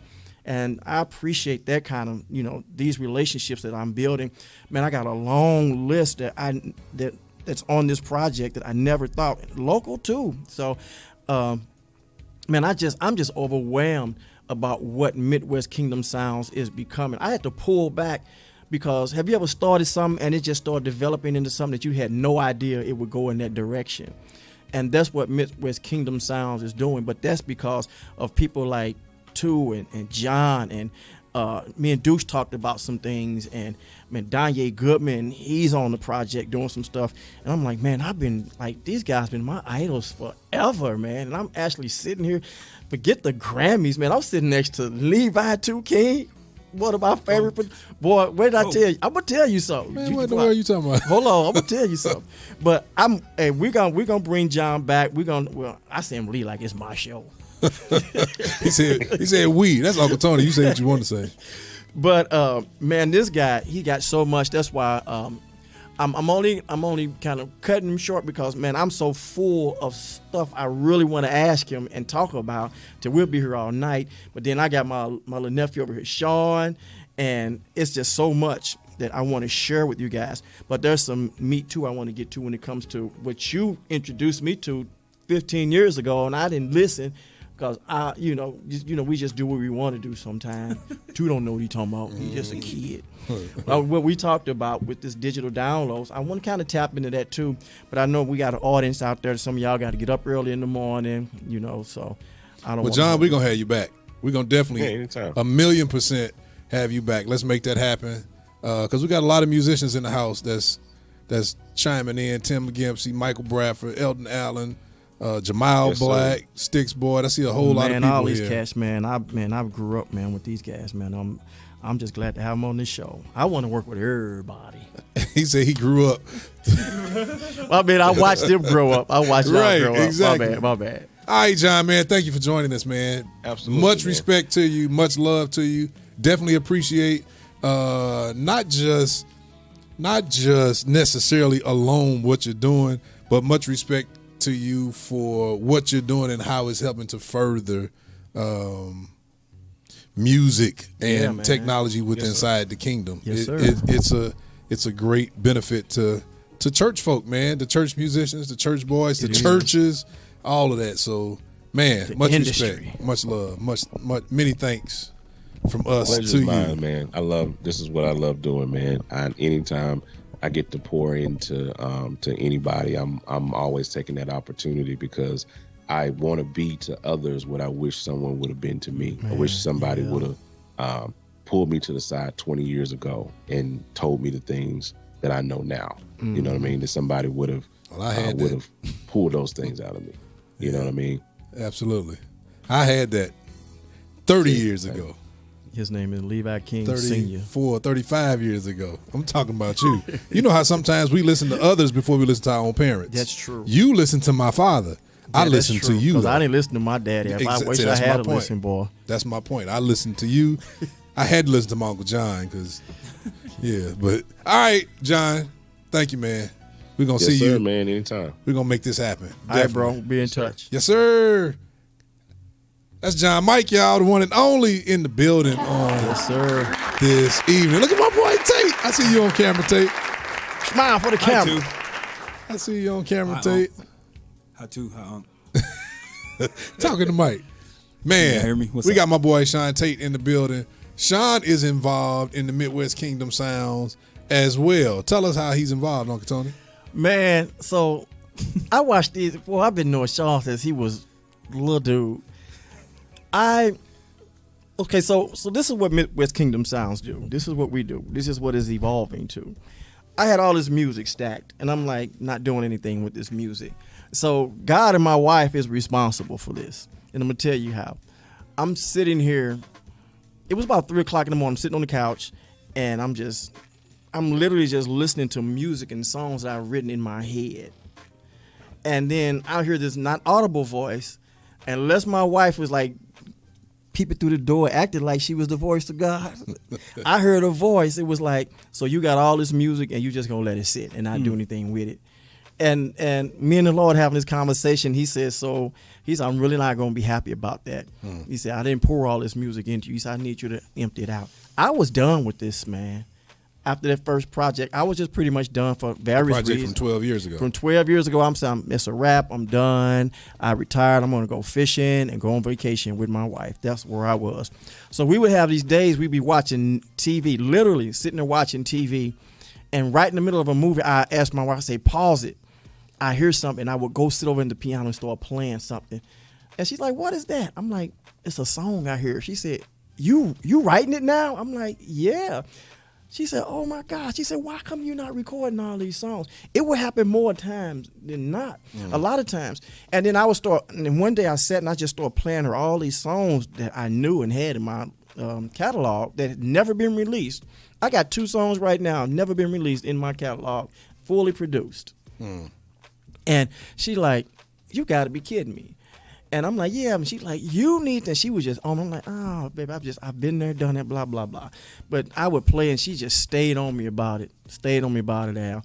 And between her and God, I'm like, okay, let me do this song.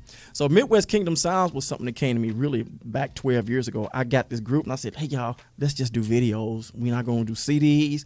We're not going to do concerts. We're not going to do, let's just do, because I saw a trend with YouTube and all this stuff going on. I said, let's just do some videos. And that didn't pan out, so I just moved on. So I said, well, let me give this thing another shot. So Midwest Kingdom Sounds, it was basically an idea. I wanted to work with guys like you and Al and Tate. I started thinking about all these musicians and singers and producers that I knew right here in St. Louis that I never had an opportunity or never created the opportunity to work with. And I said, I want to work with these guys. And I said, I want it to be a platform for not only for my music, but a collaboration of producers, singers, songwriters, just to do kind of like what you've been doing. So I'm not trying to act like it's something original, but it was just my, this was coming from me. So Midwest Kingdom Sounds, I said, okay, this is what we're going to do. I didn't know how I was going to really start it. So anyway, I had this song. I had all of these songs, and out of all the songs I had, I reached back and got a song that I wrote 12 years ago and redo. I was like, I want to do this song over. Because I just wasn't happy with, how we do. We ain't never happy with what we released. So I got that song, and basically the rest is history. But you went back to it. I let mine go. I usually don't revisit. I went back, man. I'm sorry. I went back to Egypt. I don't know if I've ever revisited. I went back to Egypt. Because when I first wrote the song, I had 2 versions of it, and I didn't know which one to use. I said, you know what, I'm going to go back and revisit that first version. So long story short, I released this song, and I really didn't even want to sing it. I was reaching out, and people's schedules were so busy. I said, well, let me just go ahead and do the song as a pilot and kind of show people this is what I want to do. How Sean and these guys come into the picture, I call Sean, I talked to Dre, I talked to Charles Roberson, and a shout out to Dwayne Harris, who's been with me from the day one Yes, with my Doc. music. Doc. And I called these guys, and I was like, man, I want y'all to come together. So we had a writing session. I said, man, I want y'all to just start writing this music, give it to me. We pick producers. So I've been fortunate. I got like 4 or 5 producers that I work with, and I said, so we'll find out which song best fits the producer we think can produce it.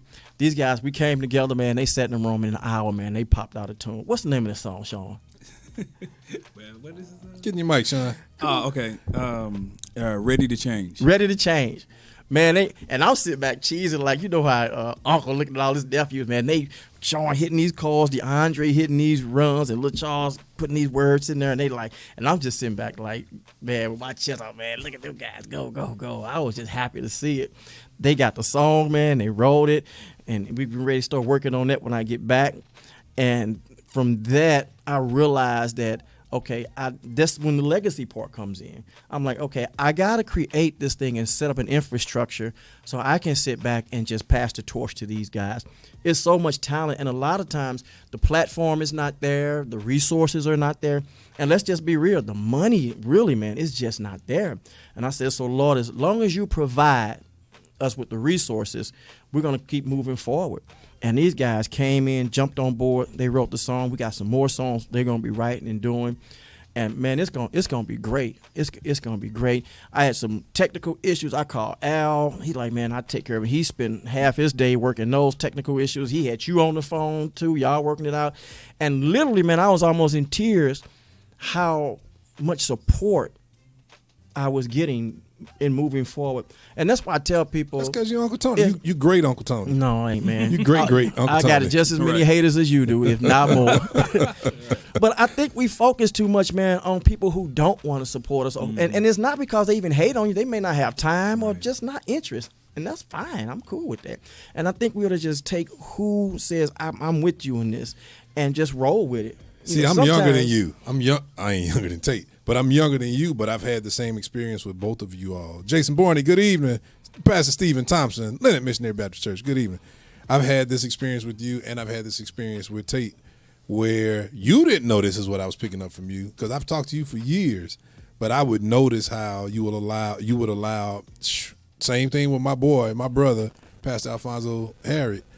Y'all would kind of allow the whispers in the street, the word, the people talking, absolutely, to kind of slow y'all down, dictate. Yeah, and I've been saying for years, man. So I don't care what people say.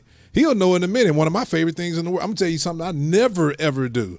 Never. He's never in his life. Me and him been boys 30 plus years. He's 35 years or so. 30. He's never ever heard me play something for him and say, "Hey man, tell me what you think," because I don't care. I don't care what you think. So I don't care. I love people support. If you support, great. If you don't, God bless you. Go find somebody that you like. And that's the one thing I've always, in my mind, it's like, oh man, you have so much to offer us. You have so much to offer St. Louis. Mm-hmm. Just do it. Just do it. Same thing with Tate. So now to see both of y'all come together and work this thing out. How does that feel coming in the room? Because I know your loves, your passion, your everything that drives you. How does it feel coming in the room, y'all writing music together, songs together, and you're seeing something come to fruition, Pastor Alfonso Harriet? Fruition. Fruition. That's a shot at my boy. Come on. I think for me, even with the initial call was just really, and I told him it was just, it was humbling because he was a spark to me in my early music development. You know what I mean? And so just seeing him, I think I first laid eyes on him when I was like 14, you know, and just the style that he had, the presentation that he had was just so powerful. And so him calling me, it was just like, man, You know, because as you know, I'm a songwriter too, and Yeah, absolutely. So you probably answered the call just because it was him. it was just because it was Yeah. him. It was Pastor him. Raphael Darden, good evening, my sister. That's my And, sister. Kevin Wiggins, good evening. Mike Pugh, good evening. Keep going.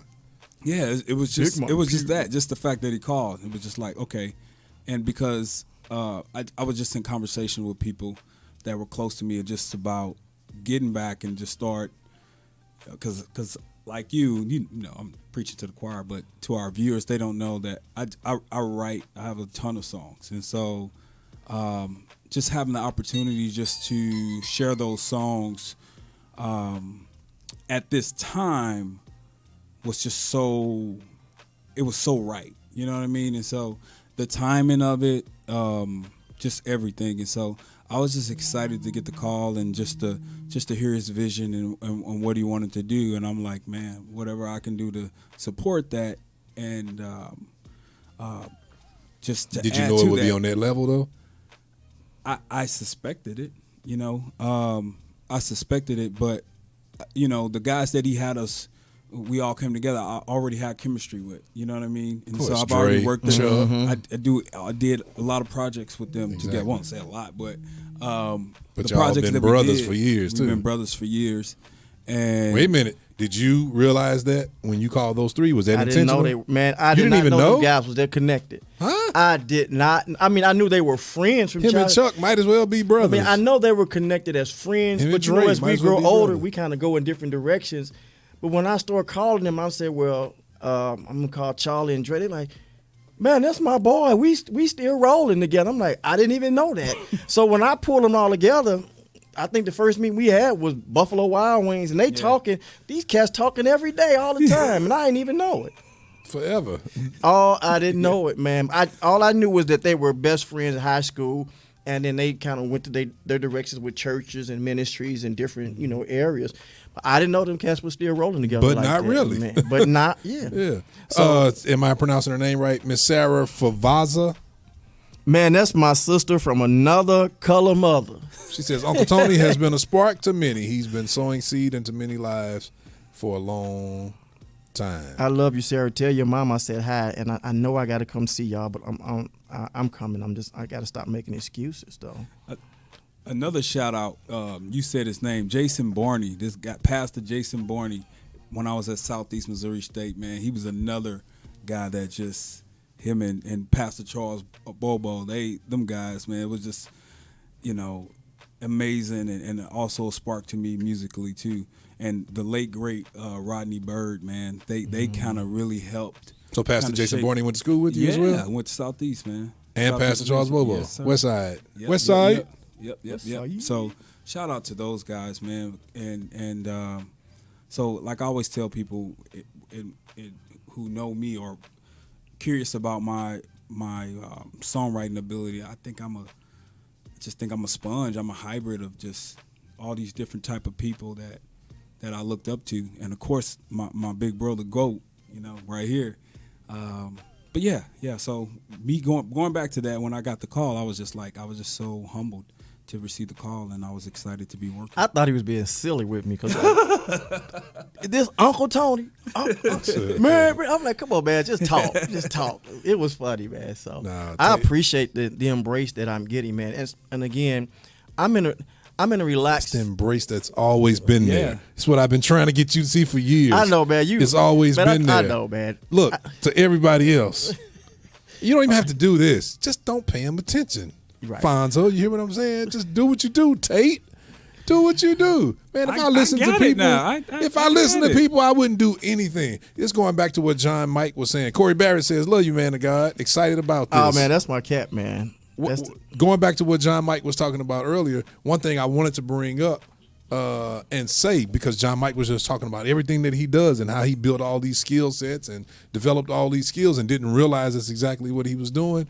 And the one thing I wanted to hit up on with him, maybe we'll get to really talk about it and dig in next time, is a lot of times there's an old saying that says people miss living preparing for life. So what they're always doing is preparing for the big thing, but they miss living all out the the little small bitty- little bitty things.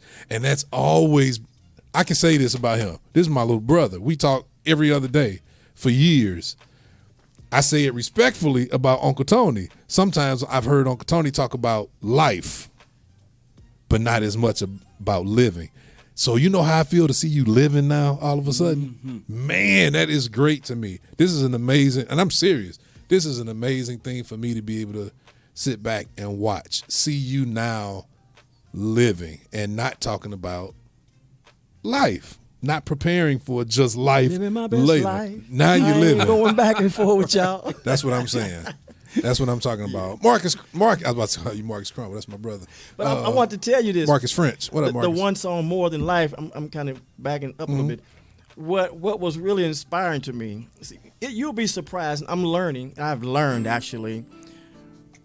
I got a inbox from somebody that I've always admired, and a lot of times, even though you don't work with people, don't know them, or don't speak to them just in passing, sometimes people take that the wrong way. It's just that our paths have never crossed, or we've just never worked together. But we have admiration for each other, and I tell people that, a lot of times we just never had. I mean, I knew Greg Haynes for 30 plus years before I ever did anything with him, but we was always cool. But anyway, on this song here, I go into my DM, and this guy like, man, this song is hot. I love it. This song is great.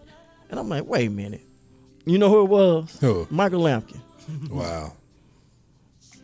Because I had so much Who is that? respect. Michael I got so much respect for this dude because this dude vocal skills is just like crazy. You'll be surprised. familiar. Now, I'm going to tell you something, and I told you this before. You know why I never was a part of what you did? And I told you that. You want me to share it again? Mm-hmm. Yeah, on the air. Tell everybody. I supported you, though.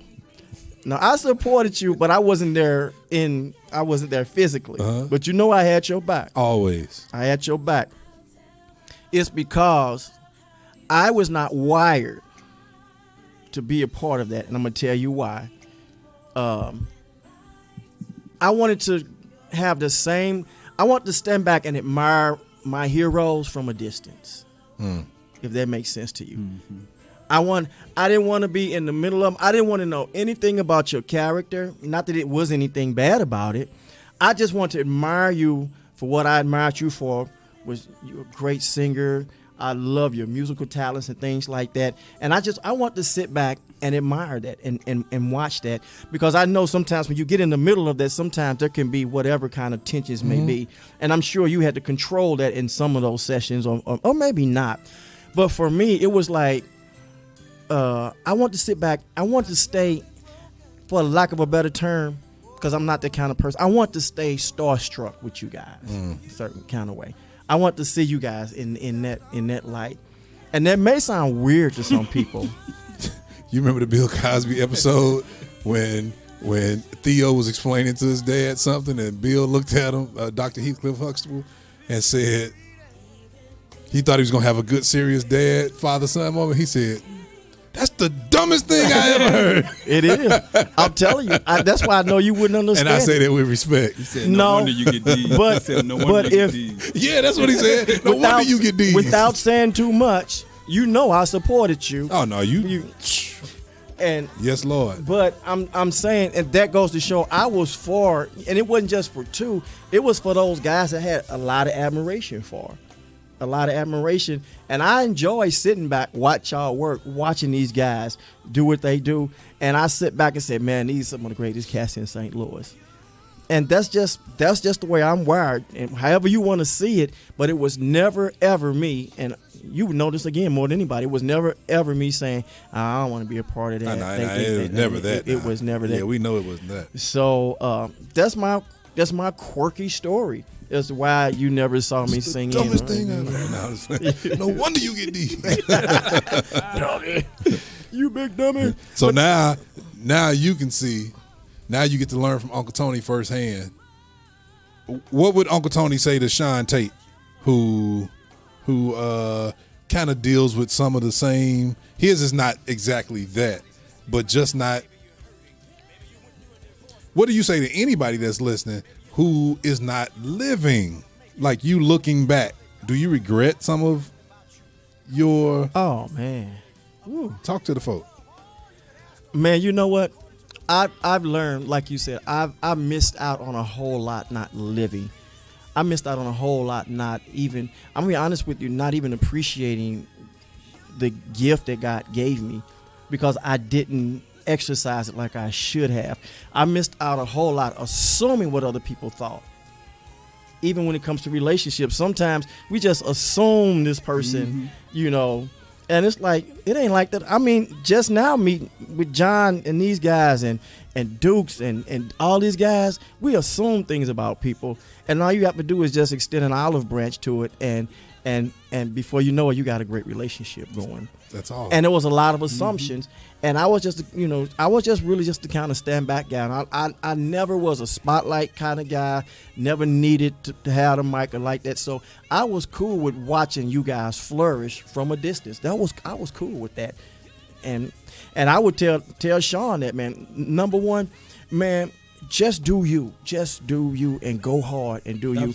Because Jay Ross put up a text, put up something on Facebook just today. Who's that? Jay Ross. You know Jay Ross. 9 times out of 10. Everybody Tell me know Jay what he Ross. said, because Jay Ross spent about 3 hours with me today. I guarantee you he quoted me, whatever it was. Tell me what it was. I can't. It's not. He was verbatim. here before you today for about 3 hours. He said it's not verbatim, but it was something to the effect that you have an audience. Everybody has an audience. He said, cater to that audience and forget the rest of the people. Yeah, and it was kind of like that. He like, him. don't worry about the rest of the people. Just cater to the people that support you. I say all the time, you got Nike, you got Adidas. Nike is not worried about the people who wear Adidas necessarily. They're not. Nike is worried about the people who love Nike. Adidas, great. That's great and all, you know, all of that. But, yeah, they're not out here trying to capitalize and take the Adidas people. There's plenty enough people in the world who have made Nike a multi-million, billion-dollar company. That's how I feel about us doing music. If you don't like what I do, I'm sure you like somebody.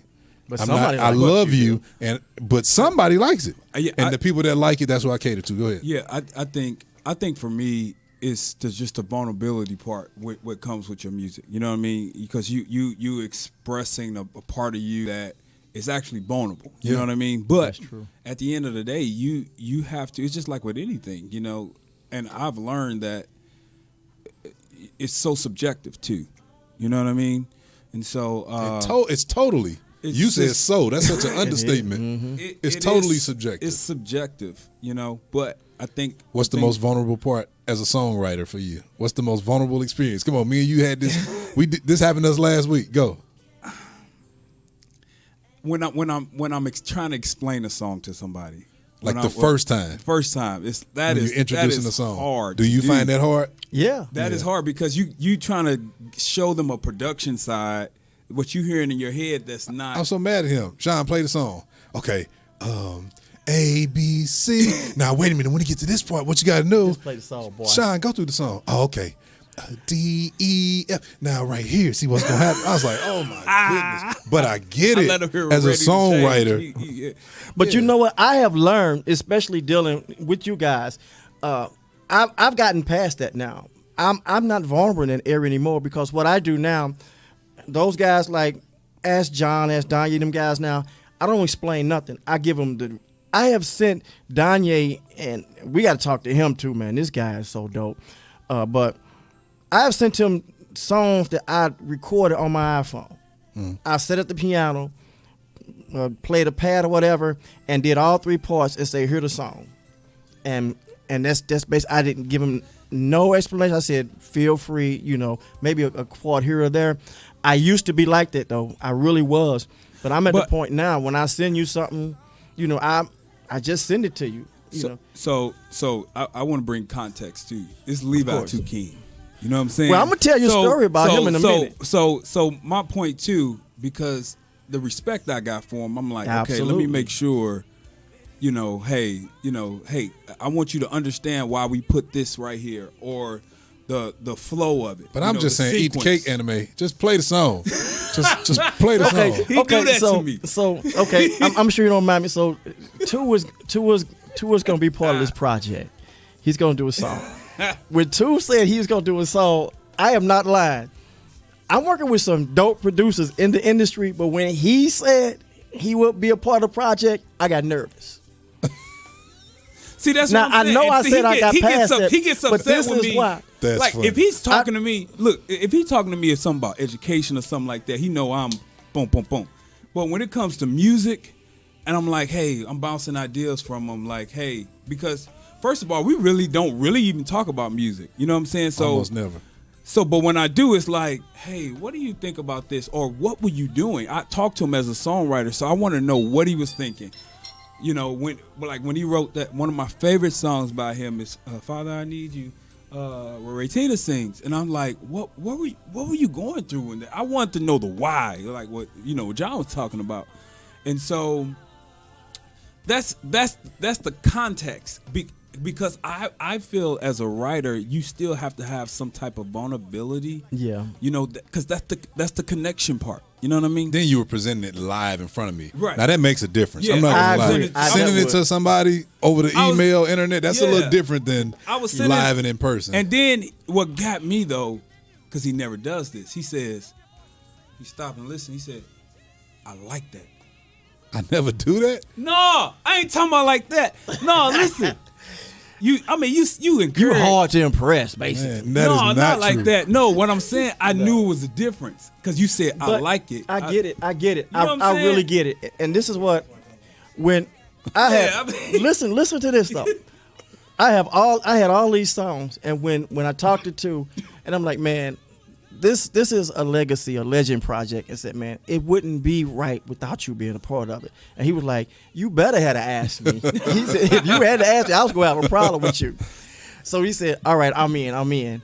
Man, I've had a problem for 12 years with you. As a Man, matter of fact, so I had Since all this more than music. life. I literally said, I gotta write so fresh. I literally that day, I don't know if I even told you this. You I told went over to the piano and said, I gotta write a song for Levi to so King. as a songwriter, you can do that. You that kind of songwriter. You can on the spot say, okay, let me write. It's seasons. But like I told you with my wife, I'll stop the middle of a Netflix movie and go over there and But that's start because playing some a type of song. inspiration comes. yeah. Inspiration. But can you sit down and say, I'm going to write a song right now? No, it just has to count. It has to. Yeah, it's me like either. a moment that just kind of hit me. I just can't sit down and start playing a song. That's why even I was nervous about going to Todd Delaney's writing camp because I'm like, if I don't feel an inspiration, I'm not going to be that productive. Yeah, those songwriting camps, I encourage any person, like any songwriting camp, because I went to the Nashville songwriting. I was a part of their membership for a minute, and just the formatting of songs, how they teach you, it's just crazy. It's constructive. But I encourage any songwriter to definitely go into those songwriting camps and stuff. Yeah, like it that. is a Those- lot yeah. to learn. But like I was saying, man, I literally felt more challenged, if you would. And that's when I kind of resorted back to, man, I got to write this song for my boy, too. This song right here. I've always wanted to work with you, bro. Always wanted to. But it just never happened for whatever reason until now. And because I had that much respect for you. So I don't know if I even told Al this. I was like, man, when Tu said he's going to do this song, I literally went over to the piano that day and I wrote that song. Oh, wow. And I'm like, okay, I'm just going to send it to him. This is what really got me, though. This is what really got me. It got me in my heart. He said, I usually don't do this. He said, I usually have to listen to a song before I really kind of agree to do it. He said, but I just trusted you to go ahead and send it and said I would produce it for Because it's you. Uncle Tony. I'm like, man, It's this Uncle is Tony. crazy. I mean, I grew up listening to your songs. That was Hearing you that sing was and monumental for me, man. doing concerts and I can't wait. Come on. I cannot wait to hear what this gonna be, because this gonna be my favorite song regardless. Well, I'm just telling everybody here everybody been now. waiting tonight to hear this brand new song. How long before we gonna play this song? Let's play it, man, because I want to tell y'all something about it real quick, and then tell you this is where I'm going to need the audience. I need you to hear something. But you want to play the video and then talk? Let's play it. Hey, Aunt Felicia been working too over here in this corner. She really That's been my working. girl. Shout out to her in this corner. Thank you, baby, for hanging with me so late. Yeah, she's hanging late. Okay, too. let's play the video. And I Corey wanna Bear share said, something "Come with on, you." play the song." All right, Corey, we got you, man. All right, y'all. This is a world premiere. Introduce the song. So this song is "Can't Live Without You." I wrote this song. This is another song. I wrote this song 12 years ago. On that project that I didn't get on. Yeah. No, take it back. First of all, And that's when I was at you my did, hottest, You too. did the artwork, and you. That's what really insulted me. No, I said he made me. Too. He made I me call you- type words on the picture, and Bro. I couldn't type no keys, no music on the keys. Hey, I know this your show, but I'm finna pull rank. So just settle That's a down. good one. he said, settle down. Yes, I sir. called you throughout that whole project. You was the consultant. You'd be surprised how much input you had and influence you had on that project. I called you about everything, give and you a you pass. took time. And you, man, it was early mornings, it was even whenever, and you really put a lot of input. So even though your print is on there, Yes, sir. so I should have just put on a consultant, Levi 2 King. So that album, the product of that album, has your influence on it. I've been insulted for 12 years for no reason. Yeah, so Yes, sir. take all that stuff you said. I take it back. Let's get to the song, and I want to share something with y'all because we got an audience out here that's probably got to get up and go to work in the Oh, yeah. morning. But I want to tell y'all something, and yeah, because they getting sleepy. You say Play what? the song, the video, and then let's talk. Can't live without you, y'all. This is the world premiere right here on the MeTooMusic show, right here. Mixed by John Mike, Yes, produced by produced by Danye Good. No, wait a minute. Josh. Josh Isaacs Come produced on, it. man. I know the project. Man, I got like 5 guys I'm working with. Josh Isaac, who was dope.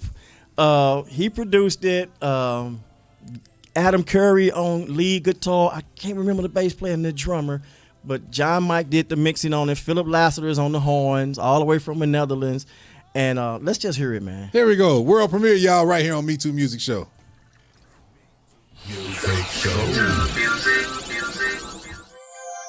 Father, for the times I went astray, you still love me, you show me your mercy. I just want to say, I can't live without you. Thank you. Let's go. Jesus, you are my source. You are my strength. I can't live a day without you. And I can't live one day I just want without to tell you. you Just want to tell how you much I love you. how much I love you. and how you made me new. And how you made my life brand new. Your arms, they shelter me. And it was through your blood. Through your blood, I've been redeemed. No words There are no can words express. I can say to express the way that I feel. Y'all ready? Let's go. I can't live without you. Said I can't breathe without you. I can't breathe without you. I can't move without you, Father. I can't move without you. You're my everything. You're my everything. My everything. When I was lost, When I was lost and feeling like had no one that I could turn to. I had no one that I could turn You to. said, You said, come to me. and you. Renew me. That's why I worship you. That is why I worship you. Your Your arms, they shelter me. and it was through your blood. Your blood, I've been redeemed. Can't find the words to say to express the way that I feel. Let's go. Live without you. Said I can't breathe without you. Can't breathe without you. I can't move without you. Can't move without you. Jesus, you're my everything. My everything.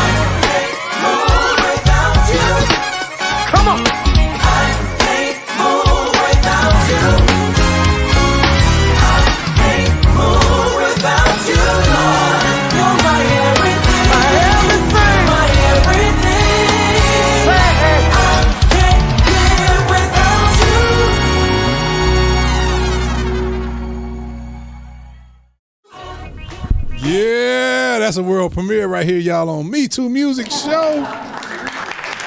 Sitting here with Uncle Tony. Tell me about the song. Tell me something good about it. Give us some background. Oh, wait, first, let me read some comments. Lady Angela Ingram, that's my auntie Angie right there. She says, that's fire. Look at my auntie talking like young people. Tamika Vogie, I'm reading her comment. How did you get her name wrong? Because I was reading, she said a complete vibe, and I saw vibe and Fogie at the same time. Pastor Natasha Johnson, Harry, wife of DJ Fonzito. No, Pastor T. She said, that's hot. Let me see, who else we got? See, man, this is dope when you hear these like great musicians and singers say this stuff about your music. Corey Barrett says, I already like it. That was in the beginning of the song. I saw that, man, and I've been listening to this dude. That's another guy that I never really like worked with. I had an opportunity to, but I've always admired. Who you talking about? Tamika. No, Corey. you talking about Corey? Yeah. Corey. What's his last name? Keep rolling, man. Corey. I think I may have heard something. Anthony Wiggins, Uncle Wig. I don't know how can I translate. He says, notes, horns, keys, yes. Musical instruments. I guess that means that's hot. Who else? Kevin Wiggins says, yes, sir, bro. What up, Craig? Miss Yolanda McGilvery, who we saw in the video. Craig Town says, yes, sir. Donald Rice says, yes, sir, Doc. I'm in your seat, Doc. Oh, man. Oh, yeah. See, a lot of love, a lot of support. Lady Deborah Mingo says, love it. She's on the YouTube side. So let's do this since it's getting late. Let's do this. So it won't be available on, as far as I know, for right now. It won't be available on platforms, on these all these platforms, these digital platforms, iTunes, and all that. So Miss Jody Harris, good evening. I'm gonna show. Well, I can't show them now. So I got that quarterly check that they send you, CD Baby send you, right? The money that they take from you is ridiculous. Literally, when I went and looked at the and this was from the project 12 years ago. Every now and then they'll send me a couple of dollars, right? But when you go in, you can go in and read the downloads. You can read the hits you got on all these. I call it they pirating your music, really. And I'm like, man, you get all these hits. Now, don't forget we're streaming on YouTube tonight, so you don't want them to flag you and take you down. Keep talking, though. Just keep that in mind. Okay, I'm glad you said. No, YouTube is owned by Google. I told you got to prep me for this kind. I'm not politically YouTube correct is owned by Google. But anyway, the problem I'm having one of our biggest streaming platforms. Okay, I will be very, very careful. I don't want to be the demise of the MeTooMusic show. I would never get any more support. I ain't worried about that. They're going to take this show down. Right. I want your show to stay up. But here's the deal. I found out that I've never really made money on those platforms, okay? And I'm just a small independent artist, but my issue with that is that what I'm going to ask my audience to do is you can have the song. We got a link for them, don't we? I'll give y'all the song. It's in the description. You can download it. You can have the song, listen to it or whatever, because you guys are paying subscriptions for iTunes, you got subscriptions to Spotify, you got subscriptions to all these other platforms. So I'm thinking, why would you buy this song when all you have to do is download it in your playlist? This is what I'm really, really asking for you guys to do, and this is the grown up Tony talking, because 20 years ago I would not have been able to do this. I'm gonna put this Cash App up. Instead of downloading it for 99 cents or $1, send Midwest Kingdom Sounds $1. All of y'all that's listening, share it, spread it. You can have the song, download the song, keep it, do whatever you want to do with it. Send Midwest Kingdom Sounds. Now I get the money for the company, and we can continue to put out this kind of music at this level. This is quite a process without giving numbers, and it's not cheap. And the hard part talking about is when you start talking about money, because you know how that has this cloud that we put over our head. Let me talk about it. You Make tell it easy on you do it, man, because I'm having a hard time. $ MKS STL. MKS stands for Midwest Kingdom Sounds STL. St. Louis. This is Cash App. MKS STL. And so what he's doing is giving you the song for free. He's not telling you that you got to send $1. But go on. Thank you for posting it, Lady Wanda Haynes. Thank you so much. She just posted it right there. So he gave you the song for free. All you have to do is look in the description of this stream right here. You'll see it right up there at the top. There's a link to MeTooMusic's The Source, MeTooMusic.com/The Source. You click that, it'll take you straight to his download page. All you gotta do is send $1. Donate. You can send more than $1 if you like. Do that. That way he can continue to do this music and put out music that we all enjoy, that blesses all of us. He can continue to do what he does, because at the end of the day, the truth is what he's telling you all is, I know how to say it. I've practiced saying this. Help me out there. That is, we don't quite get enough percentage now based off of how the business is run. With the digital download thing was really supposed to help the artists. We don't really get the stream. We don't really get the money from the streams and from streaming. So that's why he's saying send it to him directly. But remember, again, he's not saying send it to him and then he's gonna send you the song. You can go download the song if you want and not send them anything. Exactly. But he's just asking. Send it to him. That way he can continue in his effort and continue to make good music. One thing people don't understand now is when the digital downloads, when streaming, when the internet really blew up and grew big and the bandwidth grew bigger and all that, we went from dial up to high, high speed internet and all of that. It made life a lot more convenient, made life a lot easier. And then for the artists, we were able to get our music out here easily. We didn't have to go through getting stuff pressed on CDs, artwork, all of that. But at the same time, you remember the old song back in, you've been saved a long time. You probably don't remember. There was a song that I've says, been in church a long time. that video killed the radio star. Well, yeah. Streaming has killed the music star, period. Man. Honestly, if you notice, people think it's a fad, that it's just a style right now to produce singles. No, it's that way because the music business, people that artists and all that, they can't really afford to do full projects because we pay a subscription to a company so we can just stream and listen to everybody's music whenever we want to. But what we just did was took the money straight out of the artist's pocket for real. And with that, now the artist cannot afford to go in the studio and pay for studio time, pay for a producer, pay for singers, pay for a band. What we're doing now is coming out of pocket just so we can put something out, but we really can't afford to just keep doing it and keep doing it and keep doing it. So that's all he's asking. And I can't stress that enough because I'll as long as the Lord make provision, I'll keep doing it. But again, I'm glad you can talk about it better than I can.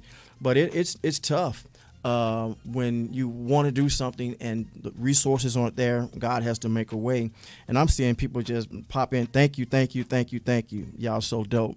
At this level, and we get favor, but at the end of the day, man, these guys have family. You heard John Mike. He has to feed his family. Danye got to feed his family. These guys have to feed their families.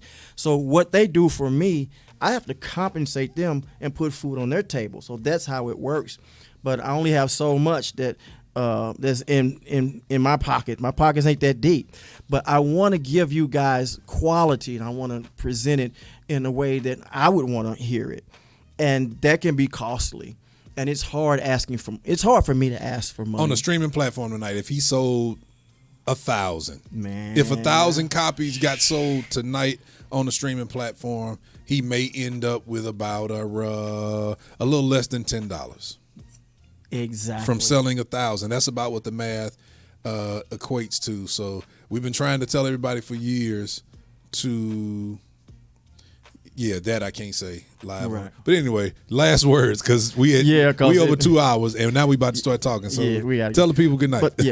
But make sure, because the reason I put MKS STL, there's some more MKS or Midwest Kingdoms out there.